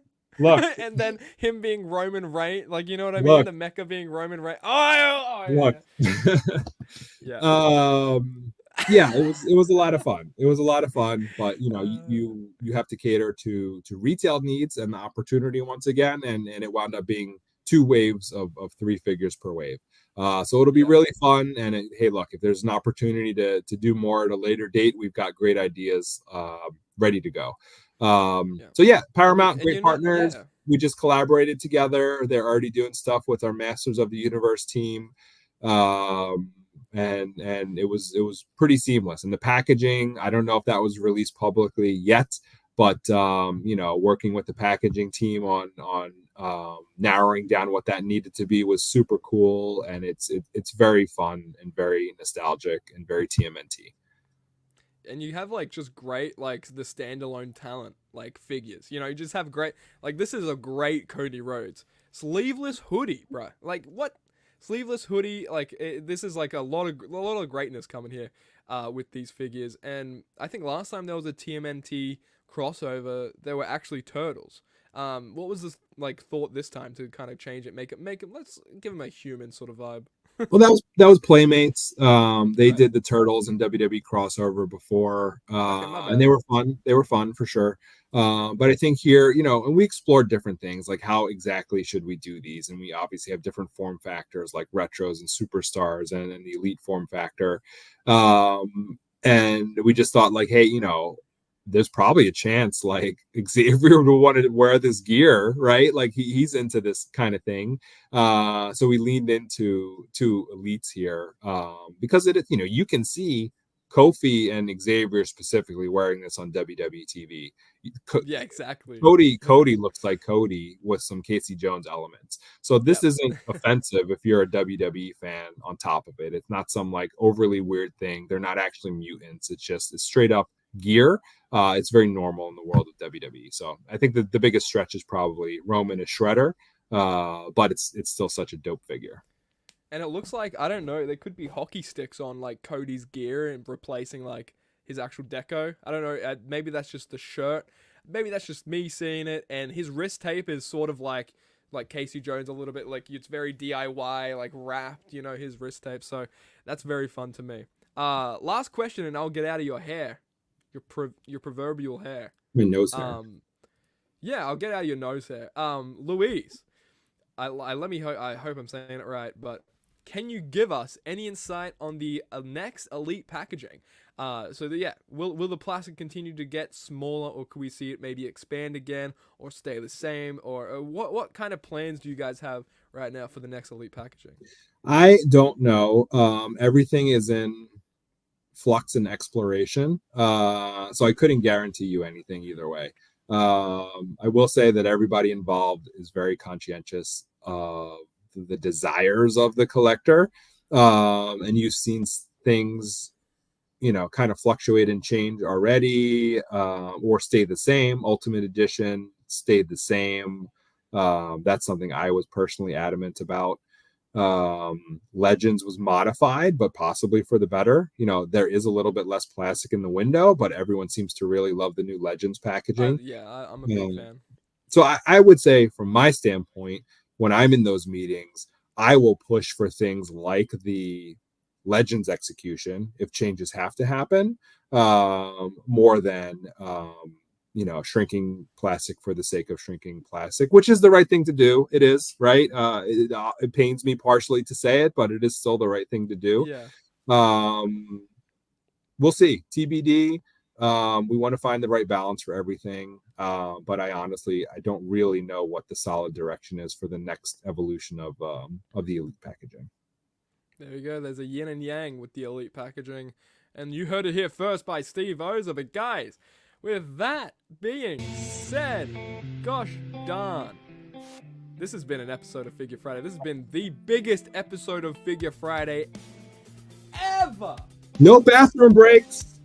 No bathroom break. Are you happy about that? Are you proud of yourself a little bit with that? Because I kind of am. I am, yeah. Yeah, I'm proud of myself. I hope you're also proud of me. Yeah, thank you. I mean, and everyone in the chat, you had the luxury of going to the bathroom, and I'm jealous forever. But if you guys want to see more of my mug, why would you want to do that? Go over to Instagram and X, Twitter, wherever you find your content, and at NickStormReview. Producer Sam wasn't here today, but yeah, you can catch him next week at Sam's Figs here today, and everything like that, and all that fun stuff. Where is my stuff? If you guys want some funky merch, dude, Nick Storm Review is on Pro Wrestling Tees. What? Yeah, I'm a pro wrestler. Yeah, I'm your favorite pro wrestler. Buy some of my threads, some cloth. I have a lot of cloth I'm handing out, but not for free. So yeah, go over to linktr.ee/NickStormReview. Find all my links and all that fun stuff there. And that's gonna be it for me, Steve. Thanks again for joining. I mean, it's like the funnest time every time when you come on here. It's like, I mean, you've been on here in the past. You helped my channel grow a little bit when I was starting out with interviews and stuff like that, and you gave me a chance. And I like this. I like our little rapport we have going on. And again, thank you ever so much for stopping by again on Figure Friday. Anything you'd like to say? My pleasure. It's always awesome chatting with you. Maybe you'll invite me back again if I haven't embarrassed myself enough here. And yeah, we'll do it again. Awesome. Great to see you. I mean, guys, thanks again for joining us here on this Figure Friday. You can join us here every week, 7 p.m. EST, Eastern Standard Time. I think that's 6 Central. Something like that. Something silly, something cheeky. What's that on the West Coast, Steve? 5 p.m.? What time did you say it starts? 9 a.m. Australian time. 9 a.m. Australian time. On YouTube. Yeah. YouTube, guys. 7 p.m. every week here on Fridays. If you want wrestling figure content, you know where to find it. But with that being said, I'll see you all when I'm freaking looking at you next. Use code ICON.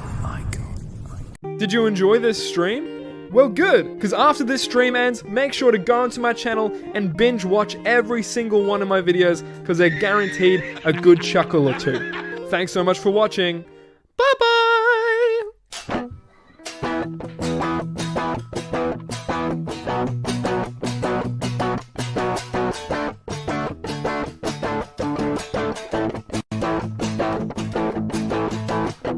Nick Storm, the Australian